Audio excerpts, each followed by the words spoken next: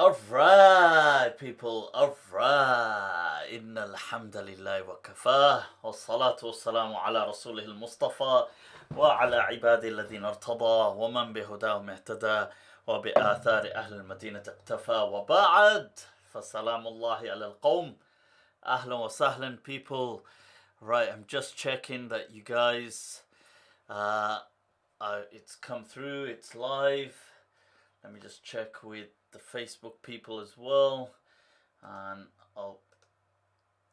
alright, there's Facebook. Alright, henna, ahlan wa sahlan. Right, now I'm just gonna share this from my onto my page, and then off we go. Okay, people, if the voice volume is coming through fine, if there are any issues, give us a shout. Otherwise, let's get this thing started. Right, there's a lot of people saying there's a lot of personal conversations going on. I don't know about personal conversations going on, people, but if the voice is coming through fine, yep, give me a shout. I'm just pressing share on here, and then we're moving on. Midnight Warriors, that's what it is. Here it is, people. I've just seen it here. I'll just click share. Right.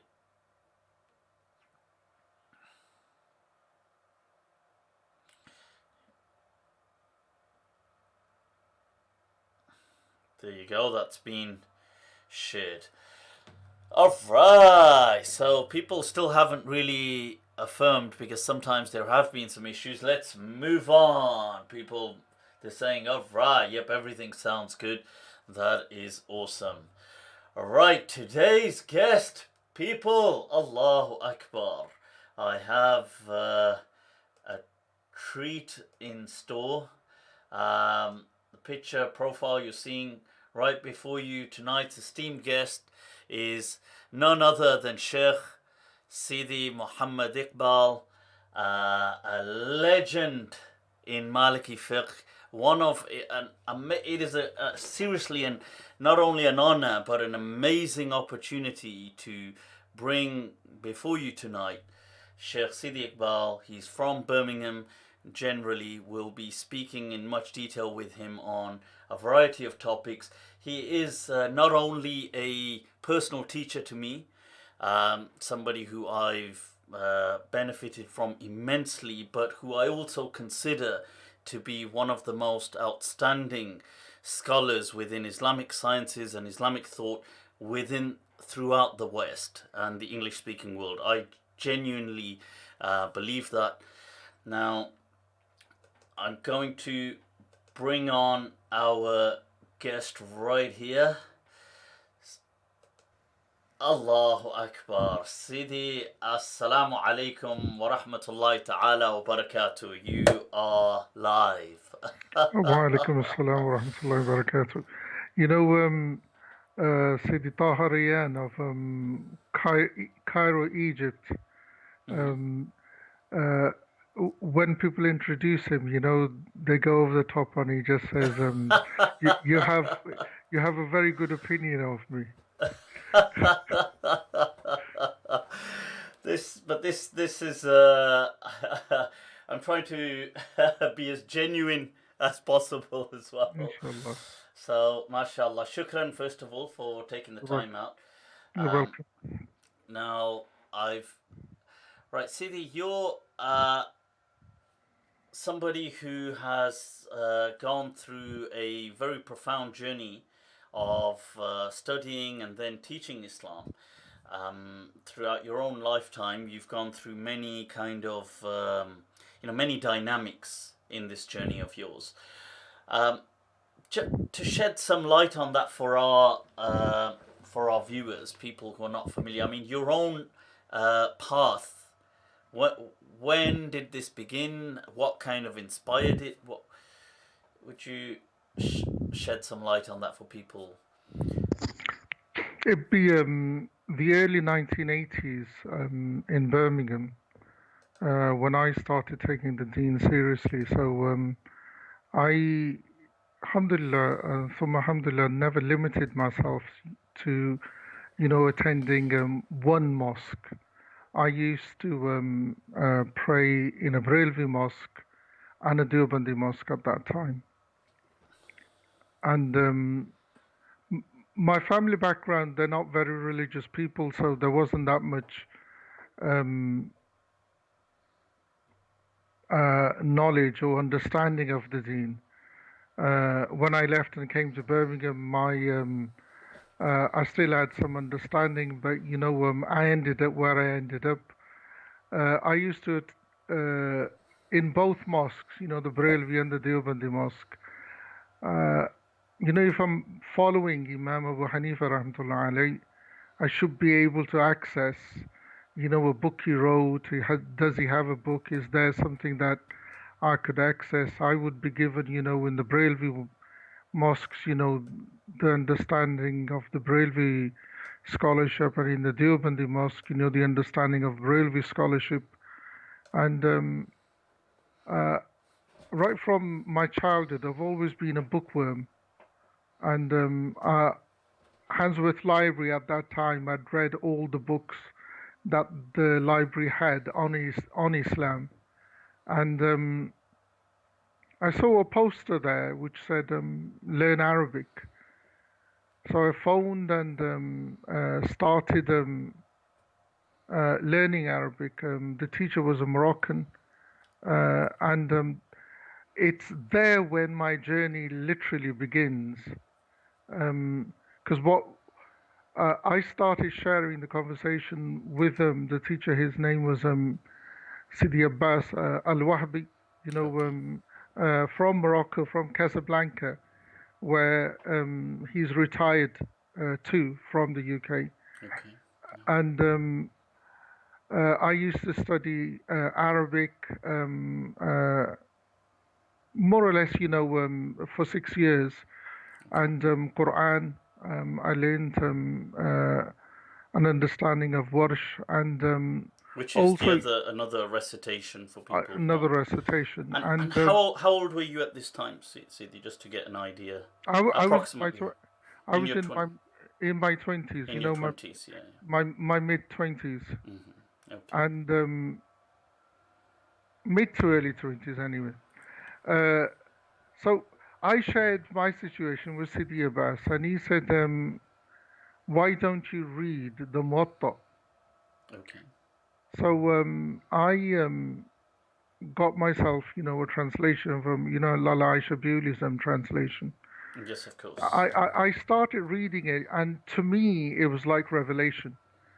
Because Okay. Well, uh, why do you say that? Why? why I say that is that uh, you had someone who was an imam in the of the deen, and he'd authored a book. He's given you the hadith of the Prophet sallallahu alaihi wasallam. Then the amal on it of the Sahaba radiallahu, and then if he would comment that this is the best I've heard and so on. It's uh, that was one of the reasons why I became a Maliki, because there was direct access to the thinking and understanding, first of the Imam, and second, there was no baggage there. If I attended a Brelvi mosque, it was uh,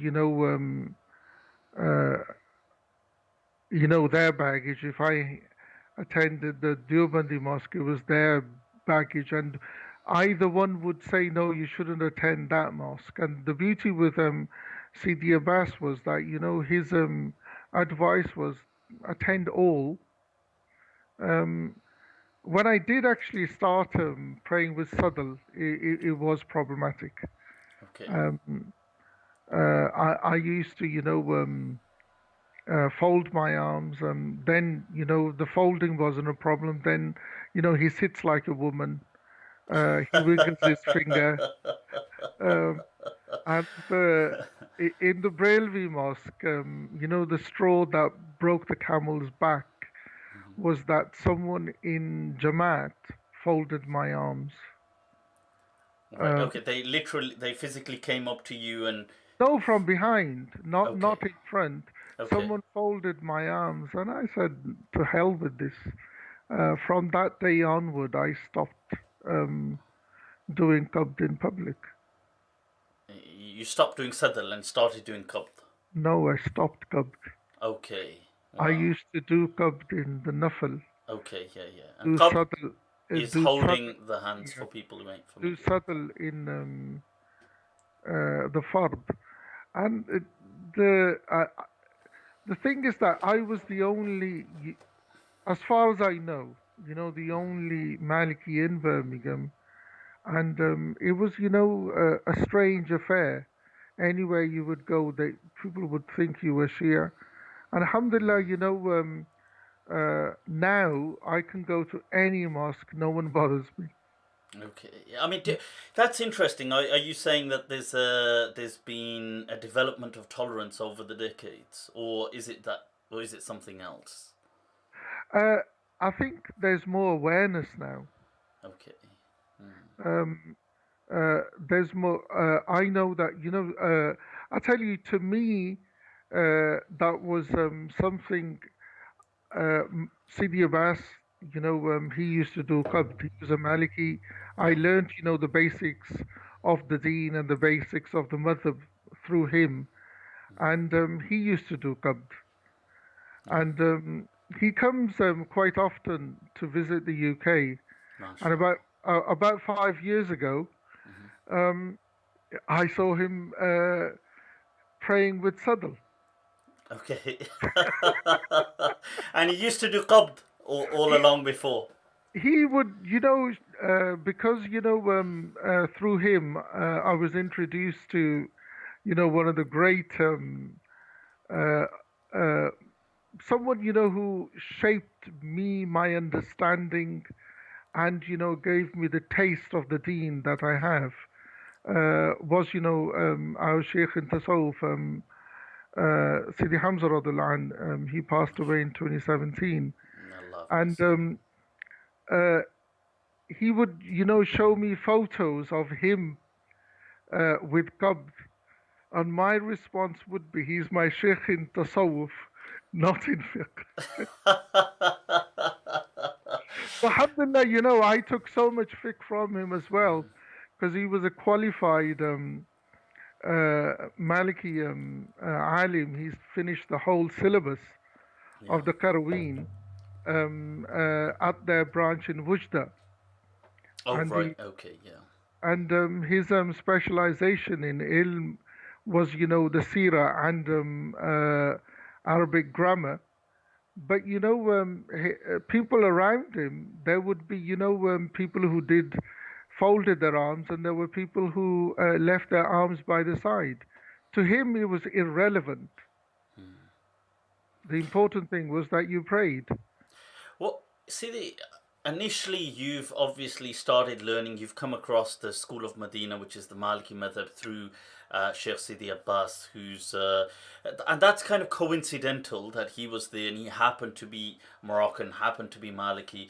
But as your learning developed over the years to come, what is it that really struck out about, because you're very passionate about the School of Medina, about the Maliki Madhab. What is it that struck out about this way of thought, this school, to you? To me, there isn't that much. Oh, sorry. Let me clarify what I'm trying to say. Sure. Is that um, with Imam Abu Hanifa, or all the other imams, Yeah. uh, they are bringing evidences for the reason why they are doing such and such. Yeah. With Imam Malik, he is not trying to say that because of this evidence, this is how it should be done. With Imam Malik, this is how things are done in our city from the time of the Prophet sallallahu alaihi wasallam. And by the way, here's the evidence. Allah That Akbar. that that that, that to me was, because you see, the whole thing when Allah subhanahu wa taala presents the Prophet sallallahu alaihi wasallam as an iswa, Yeah. yeah, as a role model to be emulated. Mm-hmm. So if there's a role model to be emulated, did the Prophet ﷺ, just leave sayings behind that, the compilers of the hadith works compiled, because they compiled them according to their understanding.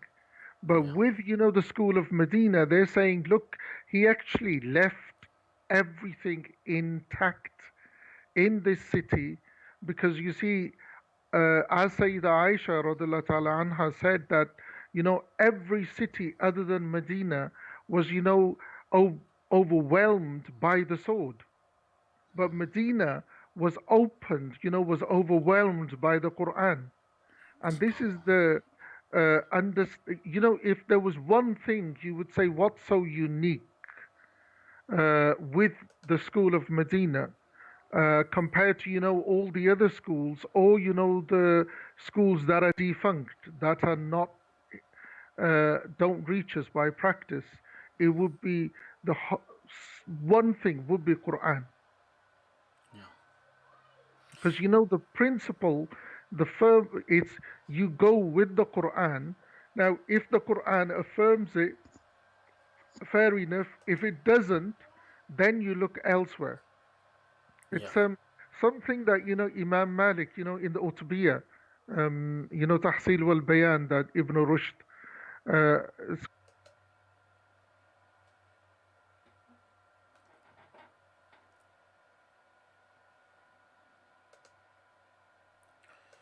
Just checking it's picking it up. It's picked it up on point one. Just check for point two.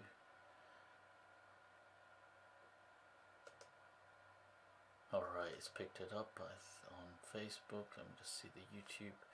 Error, your YouTube is not receiving enough video to maintain smooth buffering. Mm-hmm.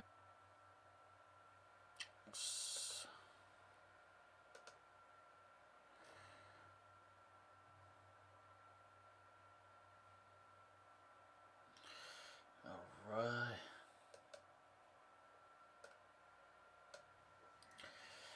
Alright. Apologies for that, people. We should be back live. I've tried to. What I've done is I've rebooted all of that. I'm not sure if it's worked. I do apologize if it was lagging. I think it's just the connection today. I don't know what it's all about. But back to what you were saying, Sheikh. You were speaking about um, your experiences and explaining to us.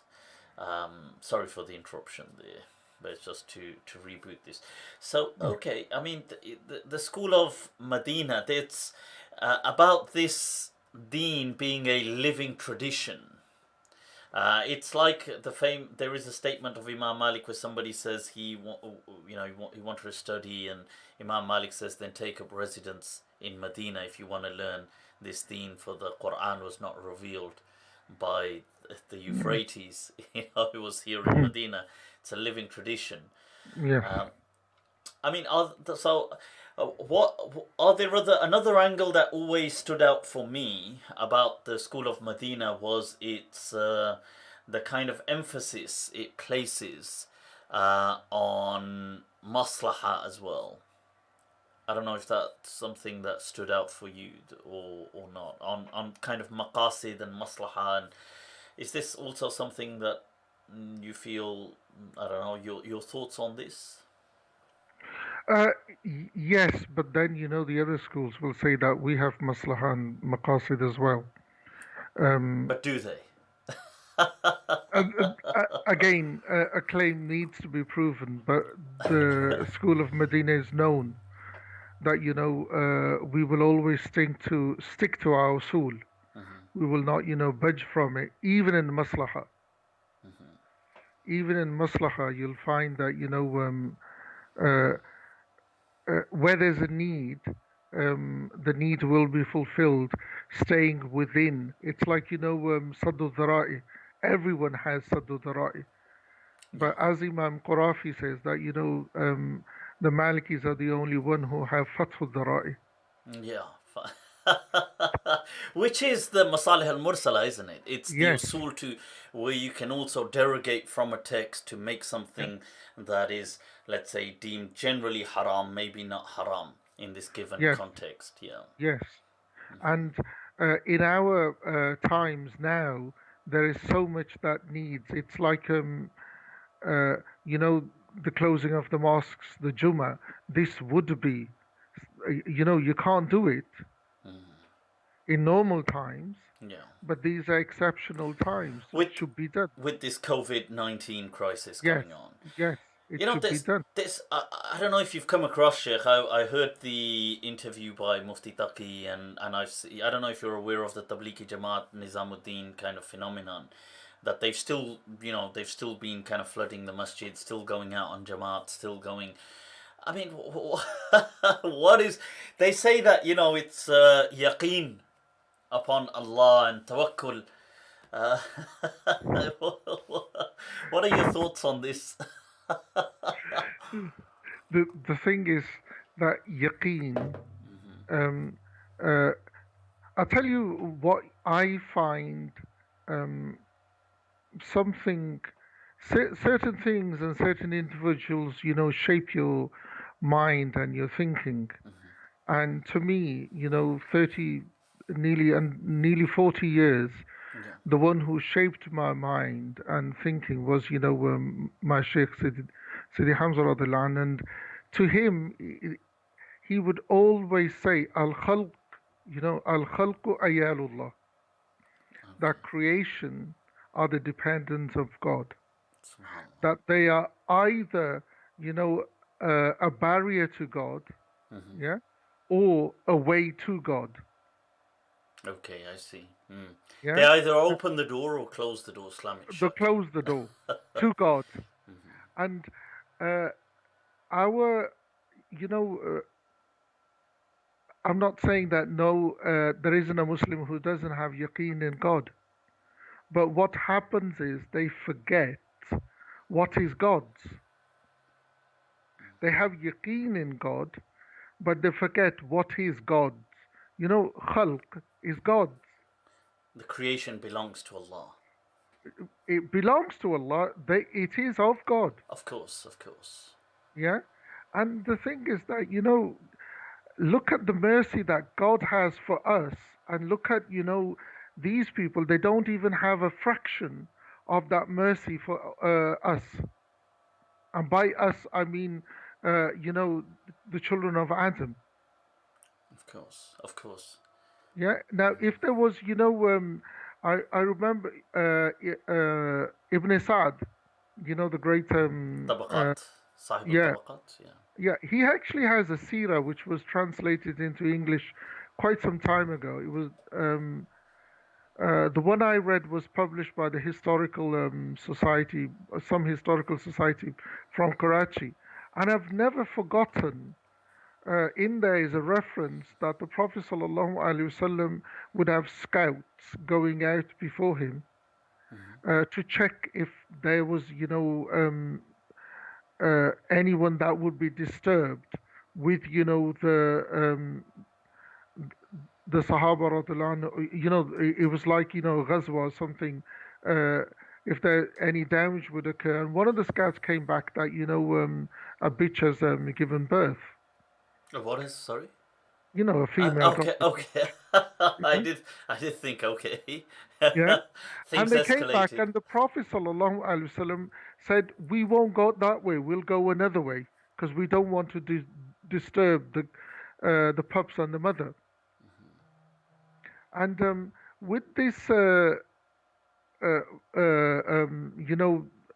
yaqeen business, have your yaqeen, but have mercy as well. Think about, the other. You know, something that the Sufis specialize on, and I'm rarely will you see it, but with true people you will see it. Athar, caring for the other. Of course, of course. Yeah. And with this whole pandemic, it's, how we care for each other will, show our real faith.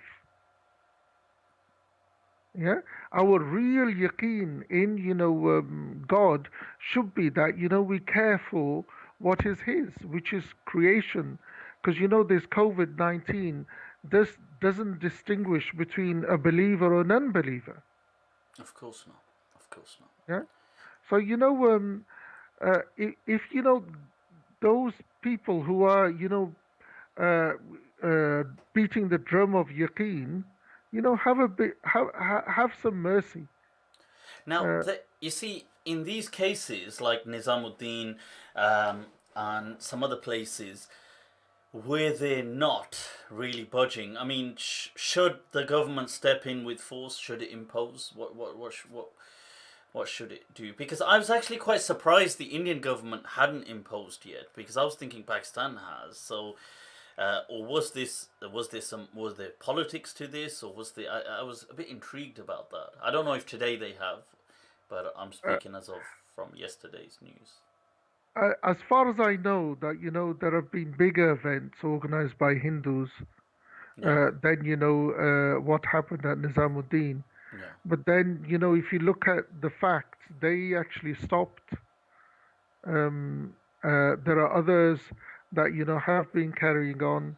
yeah, Um, uh, the government, governments should their their job is the welfare of the population, so they should do everything that will preserve life, which is the ultimate. You were talking about maqasid.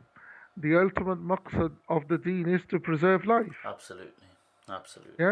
and where people are putting lives in danger, the question is actually, have they got what kind of understanding is this? You know, Sheikh, that brings us to. I know you have some thoughts on this about the current position of masajid, maybe madaris, Islamic, not circles, but entities within the Muslim world. Should these be at this stage nationalized? I mean, what are your thoughts? Because the Molvis, I mean, like I was watching this, a sensible scholar like Mufti Taqi, who is really arguing in a nonsensical fashion to say, and just using religious zeal to kind of, I don't know, rally the masses in saying that, look, the masjids cannot be shut. I mean, is this has have they neglected their real duties far too long, and the state should now step in and say, well, the masjids, they don't belong to anybody, we're taking them back in possession of the state.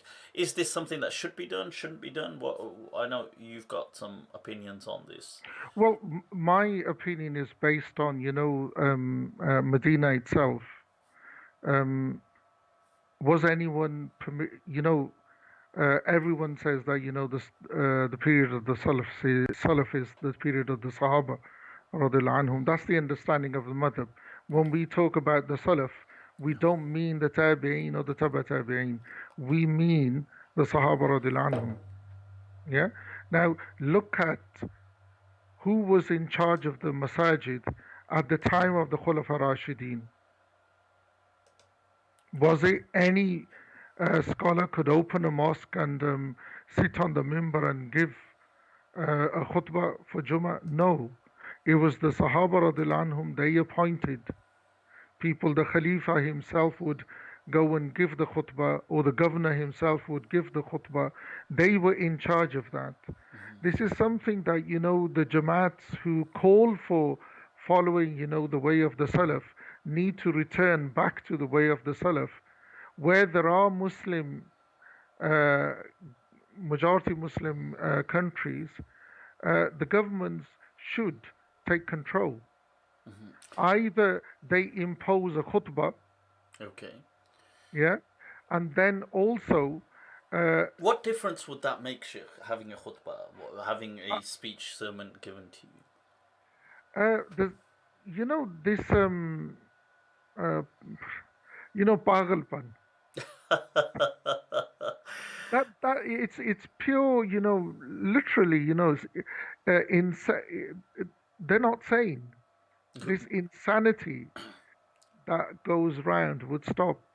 Uh, I have been, my first visit to Morocco was in 1987, Okay. and I have not seen anyone differentiate when they hear the adhan.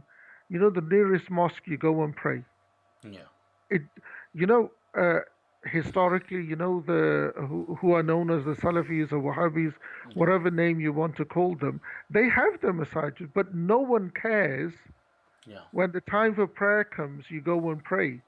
But in majority, in South Asia, there's, the Brailwi mosques and the Deobandi mosques and the Ahl Hadith mosques, the Shia mosques, and then, the different fringes from within those. And then, you know, the insanity that, they will call each other kafirs. The sectarianism, the kind No, of the sectarian venomous, is venomous is there, but then within their sectarian, within the the group. Jama Yeah. groups, they have subgroups. Of course. Of course. Yeah, one of the ways to control it is, the government should either employ them, because once they employ them, they have them. My Yeah. grandfather, Rahmatullah alayhi, he says if you want to bring influence something, borrow them money and never take it back. I'm sure that's a tactic China is using as well for its kind of Yeah, belt right. routes. And the thing is that, once they become government employees, they're controlled by the government. This is something I've heard as previously by Sheikh, by Allama Ghamdi Saab as well. I mean, what are your thoughts on in relation to that with madaris? Are madrasas today defunct? Are they useless? Do they have some use?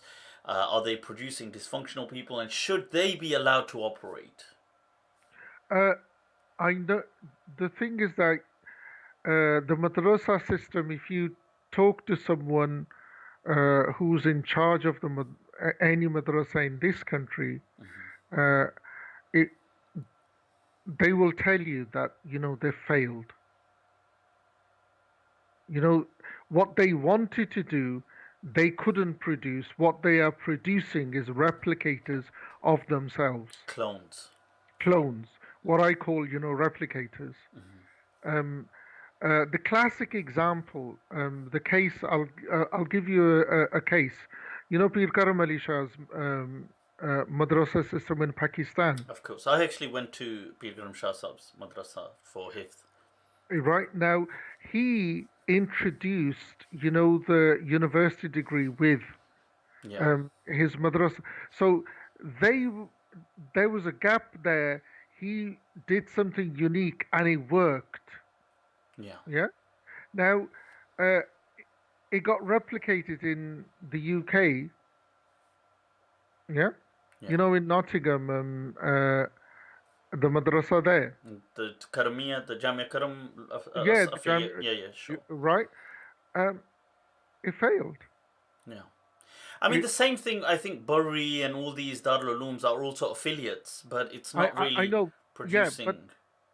they are what they're producing is uh, not relevant for where Muslims of the UK are and where we are going, because uh, the people who run those madrasas are in a time capsule when they came Yeah. from wherever they came from. 70s, 80s at that Yeah, time, whenever they came, yeah, yeah. yeah. And while the generation that they're teaching is of our time, but what they are producing is someone from the 70s or 80s.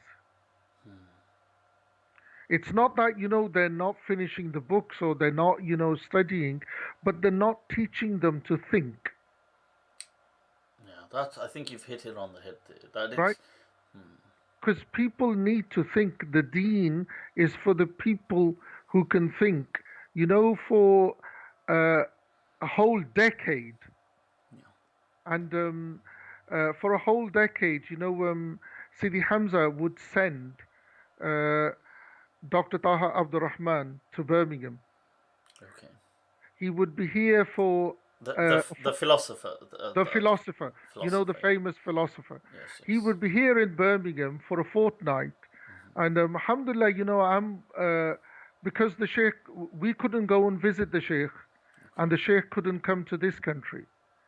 Uh, so he would send Dr. Taha Abdul Rahman. Now, he shaped, my, because for a decade, I used to get a fortnight with him. Um, and his main thing was that, you've got to use your intellect. Of He, course. he had this, a Sufi understanding of even the aql. He said that, there's an aql, that your aql has, you know, an opening. And he A would call, cognitive opening. yeah, cognitive opening. And he called that, aql rabbani. Okay. And it's, when you limit yourself, and what we're limited by is, the group mentality that we are in. It doesn't matter, if it's a tariqa or a madrasa, or, uh, whatever, even a madhab. Of course. I mean, what would you advise? Because a lot of people sometimes ask about learning, and they ask about they want to kind of take things further for personally, or even if it was a madrasa or a personal thing. What would you advise differently then, or advise proactively, as in these are the musts? What would you suggest, Sheikh? I would, depends on what someone it wants to, because, every individual's path is totally different. Of course. Because you can't, prescribe one, medicine which cures all. So Arabic is a must. It's a must. Yeah. Arabic, without understanding the language, the intricacies of the language itself, you will, not understand the deen itself. And this, for people who don't know, this is the same advice Sheikh gave me. I think when I was about 16, 17, I approached you. Yeah. I used to live on the same street, same road as Shaykh Sidi Iqbal in my teens, and I approached him once, and this is the same advice he actually gave me then about you need to study Arabic, and it is a must, isn't it, Sheikh? No, it's a must. Without Arabic, you can't even, uh, it's if someone could pinpoint, what is the deen, I would say that is the deen. That's the gateway, the portal. Yeah, because the thing is, it's the key that is going to open the deen to you. As to your aql, you need to, uh, our madrasas. Um, there are people out there that will open your mind, but, our institutes don't do that. Yeah, You know, if you Western institutes do teach you how to think. yeah. Not that is true. Critical thought processes are Yes, really kind of yeah, focused on. yeah, Sheikh, all this, we've referred to the aql a few times. A lot of people have sometimes hurled criticisms. They've kind of made bold statements that in Islam we do not relegate the aql, this kind of authority. We do not resort to the aql. I'm often criticized for kind of saying that, look, we need to, the voice of reason. Now, I mean, what are your thoughts on all of this? This akal versus nakal debate. That this, where is the superiority, or what is this somehow, by saying let's look at things rationally, you become a mu'tazili all of a sudden, somebody from a particular sect. These kind of tactics are adopted. see, the whole thing of the Mu'tazila, people have really not understood who the Mu'tazila were. Because if you go and study, their understanding, you will see that, they are. people who use aql but are zahiri. Yeah, they're literalists. They will use the aql, but at the same time, they are very literalists.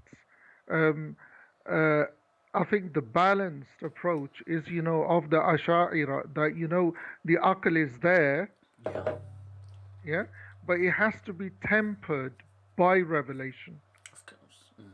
And yeah. is not revelation understood? Like Fakhruddin al-Razi, he says that, you see, the Quran, Kalamullah, is through language. Now, he says language in and of itself is a subjective experience for individuals. It's built upon muqaddamat, what he says, dhanniya, in the sense that you might read something, slightly understand it differently. I may slightly understand it differently, another person in his own right. So he says that, look, it's not like people are misframing this debate of aql versus naql, because naql is only understood through reason, through aql. Like, how do you understand kalamullah except through your intellect, kind of, and through your reasoning faculties? And would It's you? like, Sidi Hamza Yusuf, he came up with a good liner. He said, "Don't be a knucklehead." Yeah, yeah. Sheikh Hamza Yusuf, yes, yes. Yeah. Now, the thing is that uh, language is subjective, but how do we perceive? How do we think? Do we think without language? No, of I- course not. If you study any detailed book, on usul al-fiqh, majority of it is language. How we understand language, how uh, uh, the ramifications of the usage of language are. Of And course. the Quran is exactly the same. It is in Arabic Yeah. and it is understood according to the usage of Arabic at the time of the Prophet, not now. Sallallahu alaihi wasallam. Yeah, True. and it has to be. It's like, Imam Zamakhshari. Of course, yes. Yeah, Imam Zamakhshari's tafsir is from language. Yes, of course. Yeah. Now, what did the Sunnis try to do? In what sense? Like, They try to remove as itizal. yeah, of course. I mean, this is pretty much Baydawi, isn't it? Yeah, but the thing is that It's yeah, uh, how can you remove, a thinking from language? yeah. Very well said. Yeah. Yeah, it's their thinking is their thinking. It's. I'll give you the classic example. Uh, the biggest uh, non-English, speakers of English, the Australians, the Americans, Canadians, Indians, Chinese, they all speak English. Of course. They understand the language itself. Of Yeah. course. Now you go to the Chinese. Sorry, not to the Chinese. Let's go to Australia. Yeah. You walk into an Australian house and you say, "Can you put the kettle on, please?" Yeah. To them is gobbledygook. What does it mean? Can you put the kettle on? Yeah. Yeah. Now, in the UK, you know, anyone in England will know if someone says, "Go and put the kettle on," they will come back with a cup of tea. Yeah. But in the rest of the English-speaking world, "Go and put the kettle on" doesn't mean anything. Yeah. I mean that there's idiomatic usage of language in different kind of in different parts of the same language spoken world. Naturally, of course, of course. Yeah, and this is the thing with the Quran. The Quran uses language of the Quraysh. Yeah. How they understood it, that's how you've got to understand it. Sheikh, language of the Quran and Quraysh. There's a topic that quite a lot of people sometimes stir up, this thing of excuse me, different recitations of the Quran, saying, look, um, and I mean, people, I mean, this whole thing, does it really make sense or not, in and of itself is a thing, but this and that's obviously is tied into a language thing about this hadith about unzil al-Quran la sab'ati ahruf, it was revealed upon 7 letters, but this hadith in and of itself is not even really authentic. But even if it is, like, you take the meaning, what is it referring to? And I know Qadi Abu Bakr ibn Arabi has his stance on that. What are do you have any thoughts on this? I know in the past you've mentioned some things. The thing is that, you find that the Imams, especially of the school of Medina, and outside, Imam Tabari is one of them.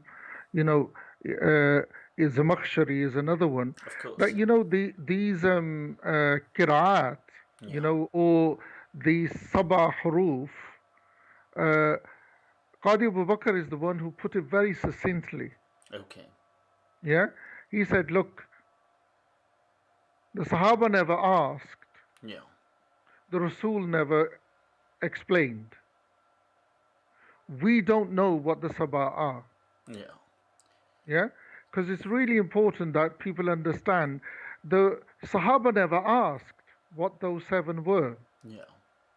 So if there was no, if the Sahaba never knew and the Prophet never answered, where the hell are you getting them from?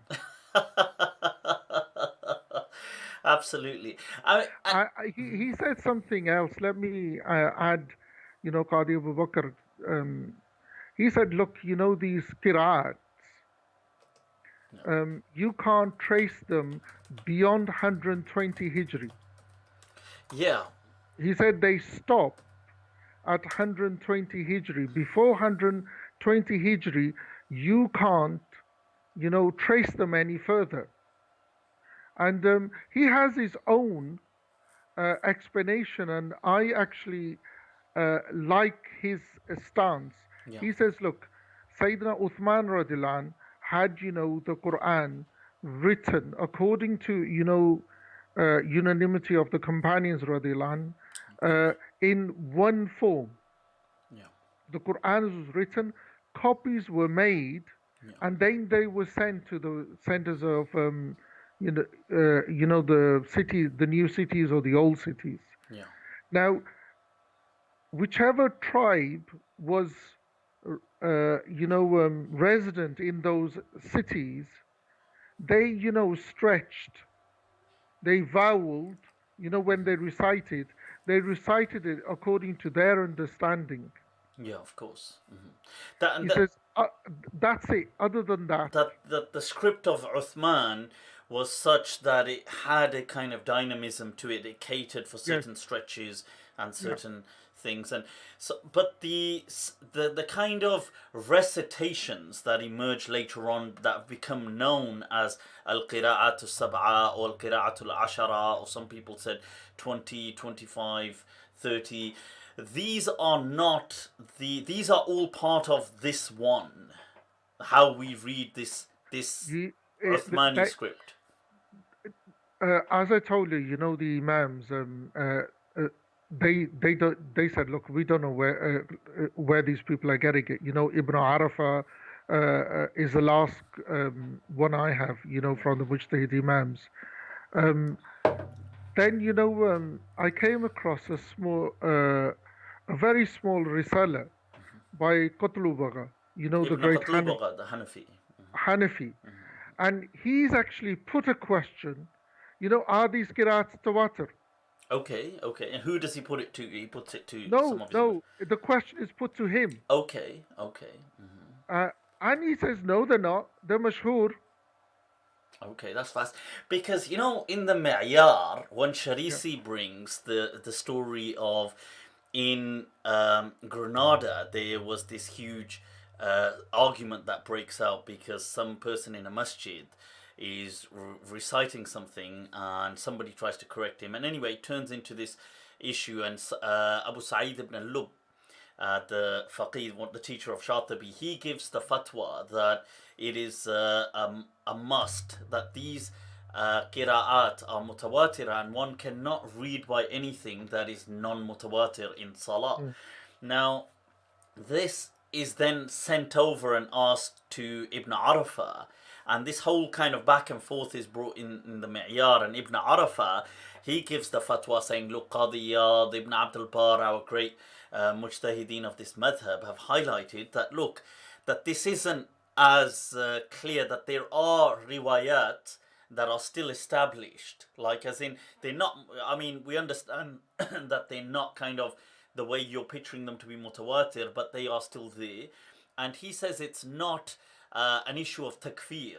You can't call Mm. somebody a kafir, and it's not even an issue of kind of like haram in that sense. And he says that, and he challenges this, obviously, Ibn Lub, and it does go back and forth um, between them. So it's I mean, just bringing that into to what you're saying. Mm. I don't know if you've already come across the story of Ibn Lub and Ibn Arafah's position, which you already quoted. Ibn Arafah is very clear. You know, in the tafsir, he says that they're not. Yeah. And uh, Imam Tabari only accepts one. Okay. Interesting. And Imam Malik is on record saying that Warsh is Sunnah. Okay, because that's the lugha of Quraysh. This Or without the it, Hamza, it- the because, dialect of Quraysh.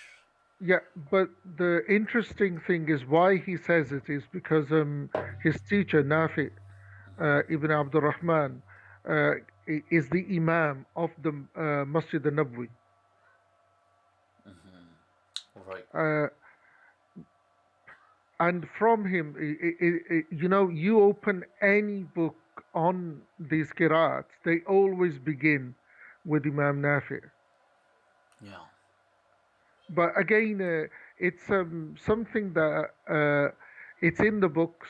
People find it very, you know, people are touchy about this subject. So uh, people become very emotional Yeah. when you mention this because you know there Why? are Why is that? Why is that, Sheikh? because the thing is that you know how the Quran is recited, how you know the amount of money and time that is wasted. You know, by sending our children to the mosques every week, Yeah. and uh, but again, the emotions I think is because that at the end of the day, uh, I know it's a bad way of looking at them. I should have a better opinion, but um, it is what it is. It boils down to the money because the Quran has become business. You Of know, course. with Ramadan coming, you know, how I know Shaban does, you know, a Taraweeh crawl, but it's He does. Yeah. Yeah. yeah, but the thing is that you know what are you actually listening to? It's music, Yeah. because you know the qiraat the Qur'an have become musicians, Yeah. Entertainers almost. entertainers. Well, you know, I remember, I can't, you know, top of mind remember, but the understanding of the people of Medina, why Sayyidina Umar radiallahu anh, you know, appointed an imam to lead the people in Taraweeh was to stop all this because this whole thing of, you know, Qiraat was kicking in and Yeah. he wanted to make sure that, you know, the original was kept. Yeah. But the Qiraats are they're good, but again, they're on Arab maqamat. Of course. The Arab maqamat are copy taken from Persian, so the Quran is actually recited on Persian musical scales. These maqamat, They're Persian, the they're Persian kind music of rhythmic scales. rhythmic scales, which are, you know, the Arabs were not known for music. Yeah. Their culture is influenced. I know they don't like it, but it's factually that the influence is more Persian because the greatest, you know, empire that was surrounding them was the Persian Empire. Of course, of course. You know, Sheikh, just tying in there, going to a point you mentioned just a little while back about, look, Uthman had created, you know, this dynamic text. But there was an important, just an offshoot from a question here to something very relevant today. especially in this climate. Uthman radiallahu anh, when he sends them off and he says, look, whatever other copies you have of the Masahif, أحرقوها, burn them. Yeah. Now this, just holding that notion and coming back to today, there was a discussion. I know the government has now made some exemptions about if, regarding the burial of Muslims, there was to be some issues like there was with the Ebola crisis. Could Muslims move from burial to cremation following that? And there was the fatwa of Sheikh Abdullah bin Bayya and Sheikh Shawqi Ibrahim Allam and Dar Lifta al Misriya permitting that. What are your thoughts on that? Is it just because obviously burning somebody or burning something is often seen in our tradition as, or in our culture as, kind of like a horrible, like a disgracing event almost, like you burnt it. Is this what's building up the sentiment, or is that something from the offset unacceptable, or is here this a parallel of Uthman saying, "Well, burn the Quran"? Obviously, didn't say it in a denigrating manner. He said it in a preservation manner almost. What are your thoughts on that, Sheikh? Because there's a lot Well, of kind of fighting on this cremation. If Muslims had to cremate the bodies of the deceased from COVID. I know now there is exempting kind of legislation that has come out, because first they were looking to pass a bill saying to maybe cremate all the victims. I know that they only recently made an they exempted Jews and Muslims from that after some petitioning. But at the time when this was in the air, and what follows with this is the question of other things that are attached, like also washing the dead, doing these things which the health authorities are warning against, really. They're saying unless you have the full PPE, victims who have died from COVID and stuff like this, you shouldn't really be washing them. This has triggered a huge storm amongst people, coming up saying, no, it's an obligation in Islam, we must do this, and even if we had to cremate, we must defy the authorities because, that's what Hindus do, or that's desecrating the bodies, or what are your thoughts on this, Sheikh? there's 2 points. The cremation. Let's leave that aside, because the thing is, uh, it's case by case. There Sure, shouldn't be, a carte blanche opinion given. sure, Alhamdulillah, Allah saved us that we don't need to give an opinion. sure. Okay, Yeah. subhanallah. Now, coming back to, and if the greats like Sheikh Abdullah bin Bayya has given that opinion, then you've got that opinion anyway to fall back on. Yeah. Um, You coming see, back to when I was asked, I answered, but this is where I lack the wisdom, Sheikh. But no, yeah, because the thing is, no. you'll notice with Sheikh Abdullah bin Bayya, rarely will you find he gives an opinion from himself. He's always quoting or referencing his opinions to, already opinions that are Of there. course. This is the thing of, the tremendous knowledge that he has of, Muslim jurisprudence. Yeah, and I did give the reference as well of saying, like, if people die at sea, Mm. they do have that where they will just, a burial at sea was really just kind of wrapping them and just tipping them into the sea, really, which would just be consumed by whatever kind of animals There there is were an at sea. asl. Yeah, There is an asl for, not doing ghusl. yeah, Yeah, because first of all, with the Malikiya, the martyr, and martyr is someone who dies on the battlefield. yeah. Uh, they're not washed, they're not shrouded, and there's no janazah done. We uh, dig a grave and we bury them. That's with the martyr, absolutely. Yeah, and the thing is, but that's with not, from the genre of martyrdom, but the martyr. And I suppose could this be an extension of martyrdom plagues in this scenario?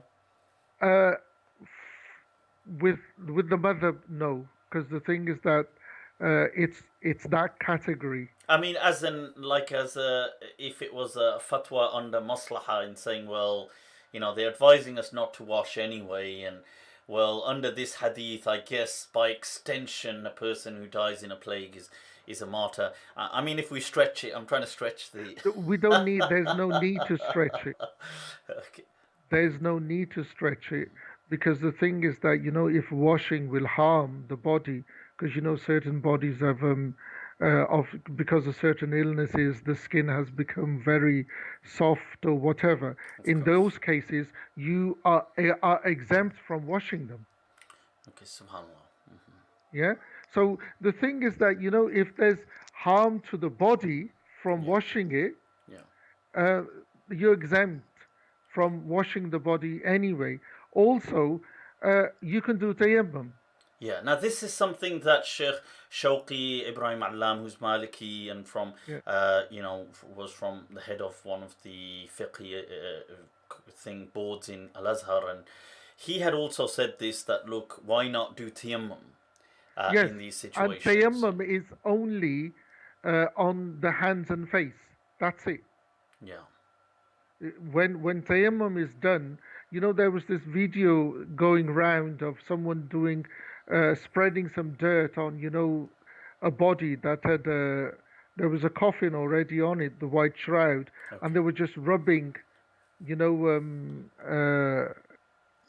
soil on it. As The tayammum? tayammum, yeah. Alhamdulillah, tayammum is only on the Maybe they hand. were acting according to that hadith that's in Tirmidhi, the person rolls around in the. Yeah, and the Prophet said you only need to do face and hand. Yeah, of Ammar. Yeah. Uh, Absolutely. so there's the exemption. There's the we got the option of just doing tayammum, and then as to because there was when this first COVID raised its head, Yeah. that they wouldn't give the body for Salatul Janaza. Okay. Uh, the thing is that for Salatul Janaza within the Madhab, Salatul Janaza, in absentee, Yeah. Salat Yeah. is there's Karaha, Yeah. Sure. and Sheikh Habib bin Tahir, the Tunisian Sheikh, Al-Fiqh al-Maliki wa Adillatu was yeah. his Now author. he said that for this instance, because there's a darura, the Karaha can be lifted. Of course. That is permissible in absentia to, without the body, pray the janazah. Pray the Janaza. Which So is you see, already the madhab of the Shafi'iyya and the Hanabila yeah. and other But the thing is madhabs. that you see the opinion is already within the school. We don't need to go to the Shafi'iyya. That so you can do tayammum, which is just the face and hands. Yeah. Um, you can bury the body, and you can have a Salatul Janaza in absentee Yeah. without karaha. Sure. So uh, the cremation again, there's too much. When you look at how the Salaf understood, because the Sahaba radiallahu anhum, especially the Fuqaha from Medina, they would discourage even someone going with a torch Okay. or anything uh, Fire related kind of fire stuff. related, going with the body to the burial, because the Could this be, Sheikh, because of the powerful, in their era, the contrast with the Zoroastrians who kind of iconized and symbolized fire as symbolic of God? And because they saw it as such a powerful resemblance that they had a stronger disliking to fire. Could that be maybe a factor? we actually have their understanding why they discouraged it. It's Here I am jumping the gun, as uh, always. their understanding was the connotations of the fire with what Like a bad now omen. bad omen. Yeah. So it's a bad omen, and you can understand it as well, because even in South Asia, the people that burn them are the non-Muslims. Yeah, I mean, Uh, of uh, course, I mean, yeah, Hindus yeah, and, yeah. yeah, and within society in Medina, their understanding was of the bad omen. The bad omen. Yeah, Yeah. I but see. again, you do not know what tomorrow will begin. So, but uh, as you know, Maliki scholarship says that uh, we'll deal with it when it comes. As is attributed about has the cow fallen in yet? Yes, It's attributed to Imam Malik, isn't it? I don't know whether it's actually true, but Allahu Alam. There's those so those many who things that don't are know attributed. that there's a famous story of where somebody who He you know came in from Azerbaijan. he came from Azerbaijan. That's it, isn't it? And because in fiqh there's a lot of these questions, especially in Hanafi fiqh, that look, if a cow falls in the well, if how many buckets should we remove? What if it's a goat? What if it's a chicken? What if it's and there's different amount of buckets for each animal, and they've got to do all of this, and then they've got a whole kind of chart, and there's so much around this and expansion on it, and so somebody came and decided to ask Imam Malik that how many buckets shall we? Let's begin with the cow. How many buckets should we remove if it falls in? And he said, well, has it fallen in yet? And the person said, no. He said, come back once it falls in. And he said, I've come all the way from Azerbaijan. Yeah. And what did Malik say to that? He said, come back when it's fallen in. uh, following on from understanding that you were saying, Sheikh, and earlier on you'd also touched up on language and how it offers different understandings to different people. Things like I was actually taking a look at, in this book I was just mentioned to you earlier of the responses of Ghazali to the Maliki legend Ibn al-Arabi. Now, there was something in there where he's asked about, and this ties in with today, where he's asked about cures, medical cures that are mentioned in whether the Sunnah or within the Islamic tradition, like honey or the black seed or things like this, or dates. Now he mentions that look, these things when they are mentioned, because today this has become a big topic as well. Some people saying, look, black seed is the cure to coronavirus. Some people are saying that maybe it's it's this, it's that, the Islamic thing. His response was one of saying, like what you're saying earlier on, that look, the things, these are language things that when they are mentioned, it is min babil am urida bil khas, that it is generic, but it's meant for some people, meaning that this isn't like some people, they may find some health benefits in it, others may not. It's not something that is a universal kind of that covers everyone. But I mean, what are your thoughts on this? Because a lot of people have been going on about things like, black seed, habbatu soda. Some people have been going on about the date. Some people, there's somebody, I don't know if you've seen this in Birmingham. So there was a video going around about sumac. I don't even know what sumac was, but it was some kind of Arab spice or something, spices. And some lady saw that in a dream. The Prophet told her, look, get hold of some sumac, this is the cure. So somebody had made a video going around saying, look, alhamdulillah, I've got hold of 2 bags right here. You can get it from Coventry Road. and and this was going around, and they were saying, look, you shouldn't take these things lightly. This is the Prophet in a dream. Some people going to the extent that, look, there's no such thing as adwa. There's no such thing as contagion anyway. Why are people all getting so worked up? Ha ha ha, nothing can. And yet there are narrations where the Prophet is saying about, look, let there be, somebody presented a narration about, let there be a spear span between you and the leper. When the Prophet said, when you sit to eat, kind of social distancing. Found in, I think it was in the Musnad of Ahmad or in Tabrani. But nevertheless, what are your thoughts on all of this, Sheikh? One, the kind of medical items that are mentioned, do they carry a shifa? Is it a shifa for coronavirus? If yes, and is there such thing as a contagion anyway? Okay. You know, I spent the whole day today going through, the Musnad of Sayyida Aisha, salamun alayha. And she's very important in understanding, this point that you've asked about, uh, the genre that is, uh, it's a made-up genre, but again, a lot of the sciences have, you know, there was a need for them. I don't know if there was a need for, you know, Tibbun Nabwi. Yeah. And is this, Yeah.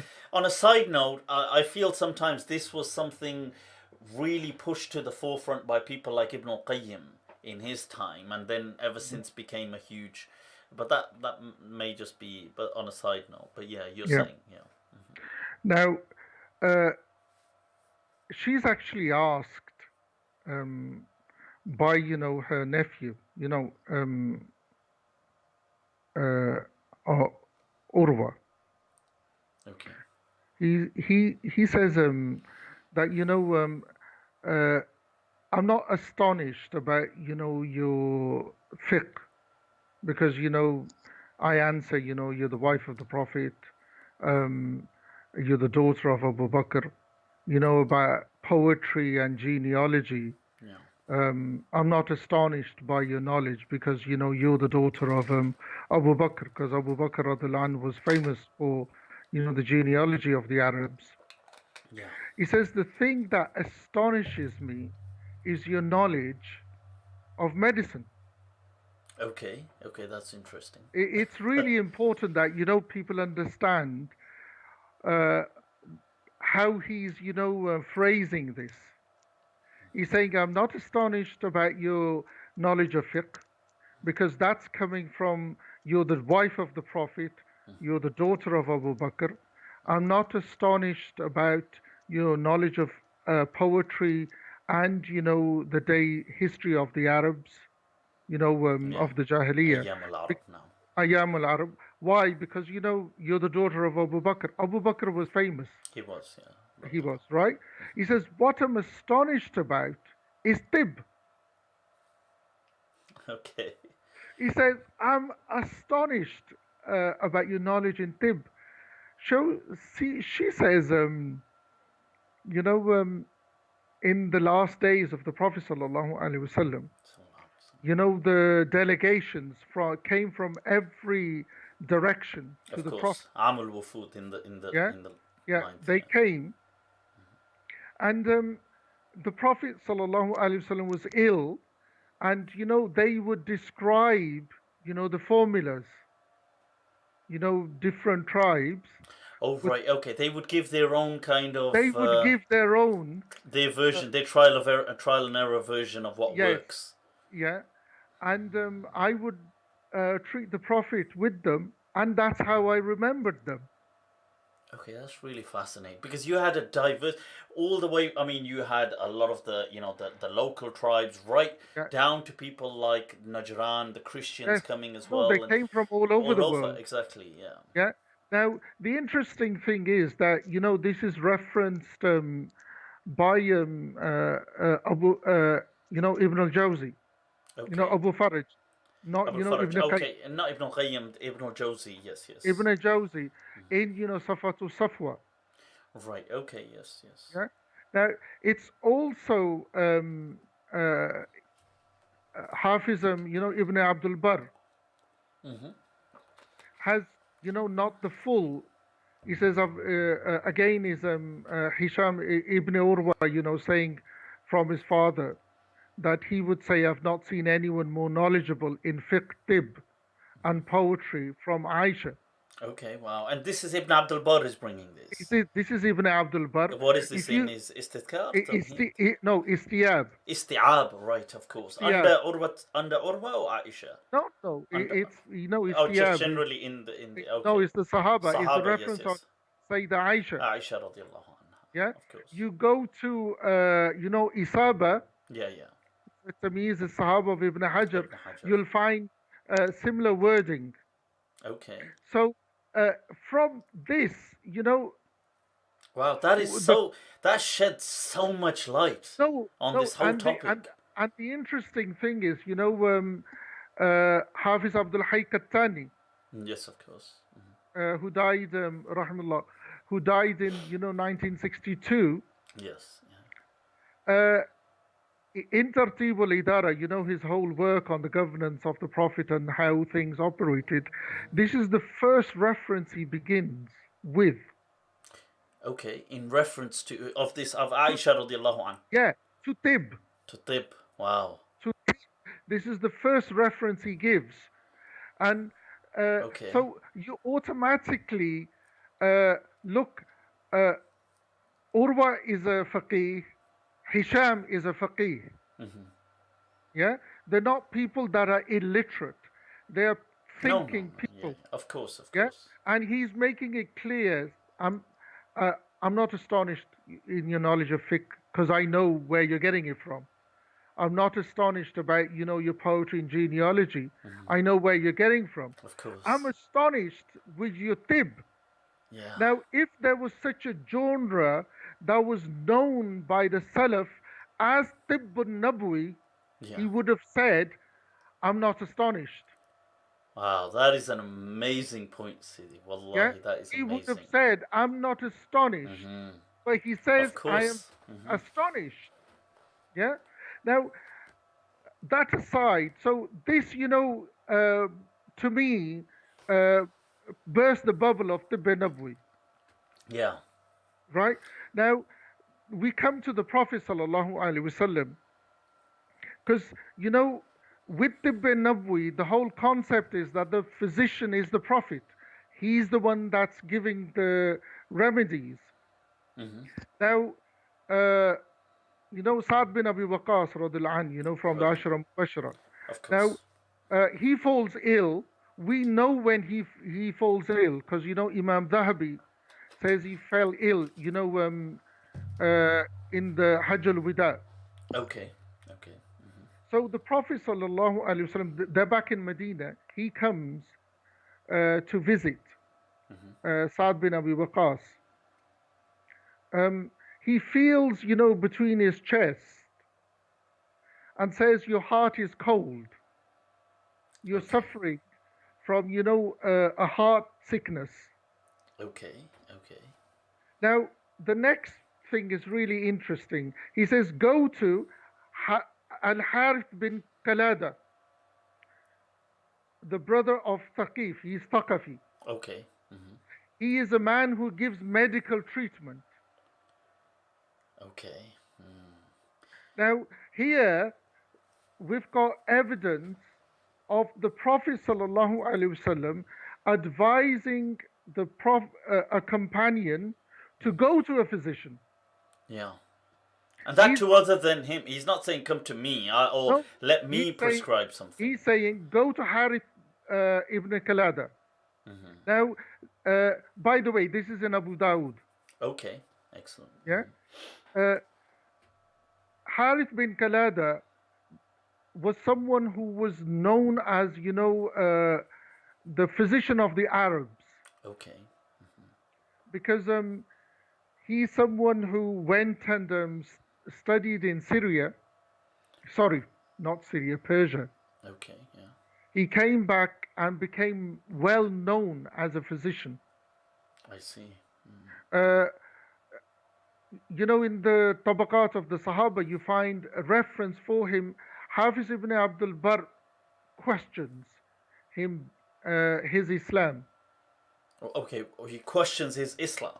Okay. Yeah, but the thing is that him being a physician is Is that is is separate too. Hmm. no no one questions That his quality. that that quality. His Wow. Al Harith ibn Al Harith, Yeah. his son is a companion who is accepted by all. Okay. Hmm. But the important thing is here the the the physician of the time Yeah. of the Arabs is known to the Prophet, and the Prophet sallallahu alaihi wasallam is sending Sa'd bin Abi Waqqas to him. Subhanallah. And also, one could take into consideration as well that even in the last days of the Prophet ﷺ's life, when he was ill, there was no particular kind of remedial kind of outline or guidance from the Prophet that make this, this is the medicine, this is the Um, There none of that isn't is, yeah. none of that. And Sayyidah Aisha has already clarified, the stuff that she was using, where that was coming from. Yeah, that is amazing. Wallahi, that Yeah, is so. It puts things into perspective yeah. so well. Yeah. Uh, and there's another time where the Prophet sallallahu alaihi wasallam uh, sends Ubay bin Ka'b. Okay. Mm-hmm. He sends him to a doctor. Okay. He sends him to a physician who, cuts one of his veins and then cauterizes it. Oh, right. The K kind of formula that they used to use. Yeah. Yeah. You know, now again, that's from Abu Dawud as well. Okay. Now, the interesting thing is that we've got, Sayyidah Aisha saying where she got her knowledge from. We've got the Prophet sallallahu alaihi wasallam sending two companions, Yeah. to a physician, not him uh, saying do this or do that. Then you've got, again, the Prophet sallallahu alaihi wasallam saying that, anyone who practices medicine, Yeah. if he does not know, then he is responsible. You know the saying in Farsi, Neem Hakim Khatra Jan. Yeah. Yeah. Yeah, Neem Mullah Khatra Iman. Khatra iman. Yeah, so here the Prophet sallallahu alaihi wasallam is saying that, someone who treats someone and he's not, qualified, Yeah. he's saying he's responsible for huwa damin. Yeah. Again, that's from Abu Dawud as well. Yeah, and that is what the fatwa has always been on as well. Generally, I mean that if a person claims to kind of medicate someone and he's not actually trained, doesn't know and causes harm, consequently that they are then liable financially and can be also actually, I mean, subject to punishments as well. Um, yep. So But the thing is that here you've got, the Prophet sallallahu alaihi wasallam treating, I mean, advising, go to one companion, go to a doctor. The other, he sends the companion to a doctor. Uh, two narrations from Abu Dawud saying that, the doctors should be qualified, yeah. Wow. not quacks. They should be qualified. If they are quacks, then they are responsible if something goes wrong. Now, coming to, what you said about The black seed and these no, dates, no, no, all. Oh no, no, not that. Okay. not that. The contagious things. You're okay. Is there contagion? Does this exist? Yeah. Now, what we have actually a reference of, we have the statements of the Prophet, when a plague comes and so on and so forth, Yeah. don't go near. Yeah. Hafiz Abu Naim al Isfahani, he has actually a book called um, Tibbun Nabi. Okay. Abu Naim al Isfahani. Uh, Abdul Hayy Kattani had was in possession of it. Okay. Of this of Abu Naim's. Abu Naim. It's not in print, it's in manuscript. Okay. He quotes from it, he says that the Prophet, if any of the wives of the Prophet sallallahu alaihi wasallam had, an eye Cataracts. infection, Oh right. no, Okay. eye infection, Okay. he would not go near them till they had fully recovered. Okay. Okay. That's interesting. Now, I asked, I asked my son, who's a optom. He says that conjunctivitis. Conjunctivitis. Yeah. Yeah. He says it's highly contagious. Okay. Wow. Okay. He says it's highly contagious. So what the Prophet ﷺ himself was practicing, if any of his wives had their eyes infected, he wouldn't go near them. Okay. Yeah. The different, the black seed one. Yeah. Now, the black seed, if You collect all the narrations, Yeah. all of them, Yeah. they can't agree which is the black seed. And Yeah, that's because one. it doesn't even say what the black seed is. No, it does. I mean, some people don't, but the Prophet isn't saying it, but the There is companions are one. saying. Sayyida Aisha transmits one in her Musnad, Okay, in Imam Ahmad, but it's fennel seed. it's which? Okay, Fennel, okay, fennel. okay. Now, you know, we don't know what exactly the Habba Sauda is. What is referred to as the What black is seed? referred to, we do not have any continuous practice that, generation after generation, Yeah. it's being transmitted. It is this seed. Is it pepper, for example? Could be, I mean, uh, there was a question I found intriguing about this hadith, which I felt that doubted the authenticity, and I was looking. I mean, I was looking at these angles, and I was looking at the chain, but I was also looking at the fact that, like the narrations in Bukhari, the Prophet is the words that are being referred to. Now, somebody could say this is later on, retrospectively, kind of projected back onto the Prophet, but he's using the Jewish word in saying that فيه كل شفاء من كل داء إلا السام, except Sam, which wasn't, even though the Arabs understood that, but it was actually from the language of the local Jews. Um, I just found that very strange that the Prophet would be addressing something so important and bringing in Jewish slang. Um, I mean, I'm you not. need to understand, sorry, Yeah. Naim, you need to understand how societies function. When you have different communities, there's a crossover of language. Of course, there is. Yes, of course. So it should be taken from that way. Okay. But the way, how, Hafiz Abdul Hayy Kattani, rahmatullah alayh, presents this whole thing, his understanding is that, these different, hot and cold foods, Yeah. the Prophet Yeah. is eating dates with And cucumbers and in so on. Tirmidhi, and he says نكسر حر هذا ببرد هذا, and we Yes, will, and this, that they have humors to them, which is based yes, on Galen, isn't it? The whole yes, Galen thing. Yeah. yeah. But the thing is, he's putting it down to, uh, what the tribal Yeah. Practices. understand practices were. He puts it down to And that. that's what Ibn Khaldun agrees with as well, isn't it? That a lot of these K and cauterizing and all this wasn't Yeah. something God was revealing. It's just what the Arabs were trial and error. They were just kind of working with. Yes, and that's what's understood. And then, uh, you're familiar with them. The thing about, the dates, what Imam Mazari and Yeah. Qadi Iyad, Qadiyat. they say it's medicinally not proven. Yeah. And they actually said that. I mean, and this is that not amazing, Sheikh, that you see people say that these kind of words today. I Mm. like the way your mug said the boss, by the way. You're doing it, Sheikh. Right, so it's interesting that today, if a person was to say, look, here's. So, for example, this is the fly, dip the fly in.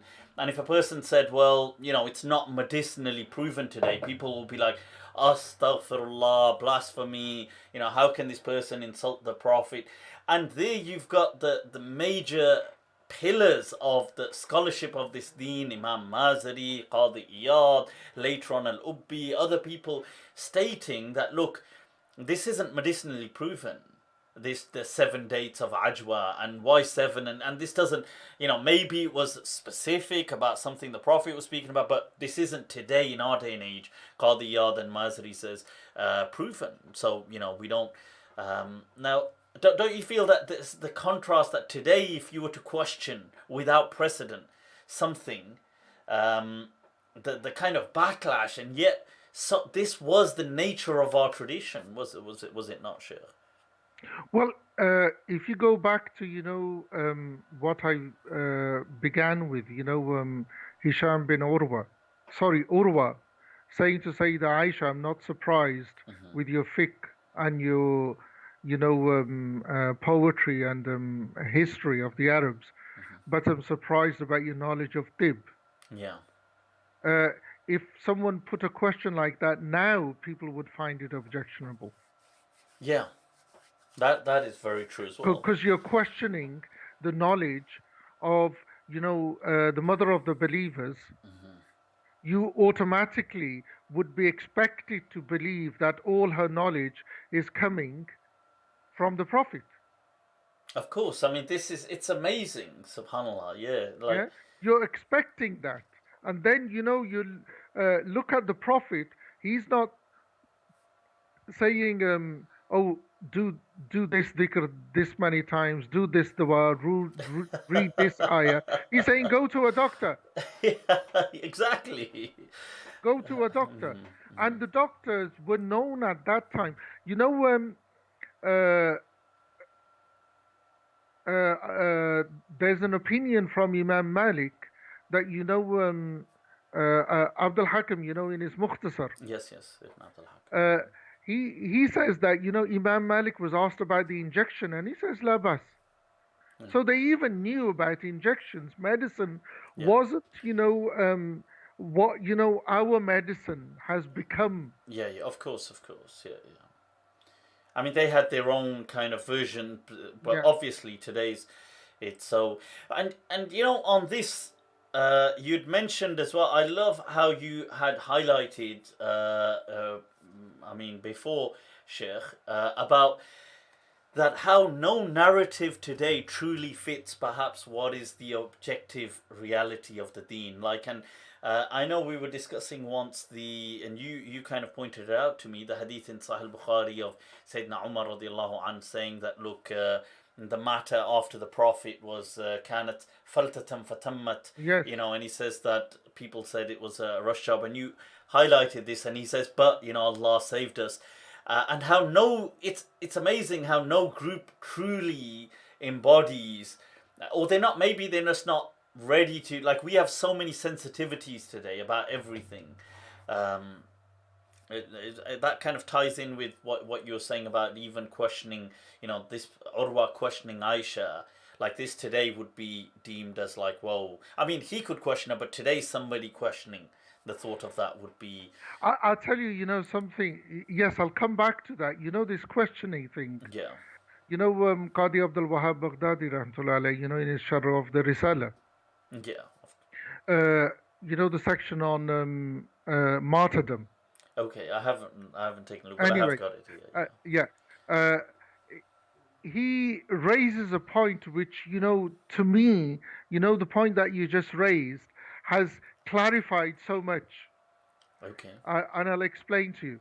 Because the Malikis, as I said before, uh, the shaheed is not, given a ghusl, he's not given a kafan, and there's no salatul janazah for him. Yeah. While, the others don't, they do, because the transmission of a narration from, Abdullah bin Abbas, Yeah. that, the shuhada of Uhud Yeah. uh, were washed and shrouded and prayed upon. Okay. Now, Qadi Abdul Wahab Baghdadi, he says, uh, information will only be accepted from a witness, not from someone who is not a witness. Do you understand? That, you need someone who was a witness to the shuhada, that they were washed, they were, shrouded, and Salatul Janazah was done. And he said, Abdullah bin Abbas at that time was 2 years old.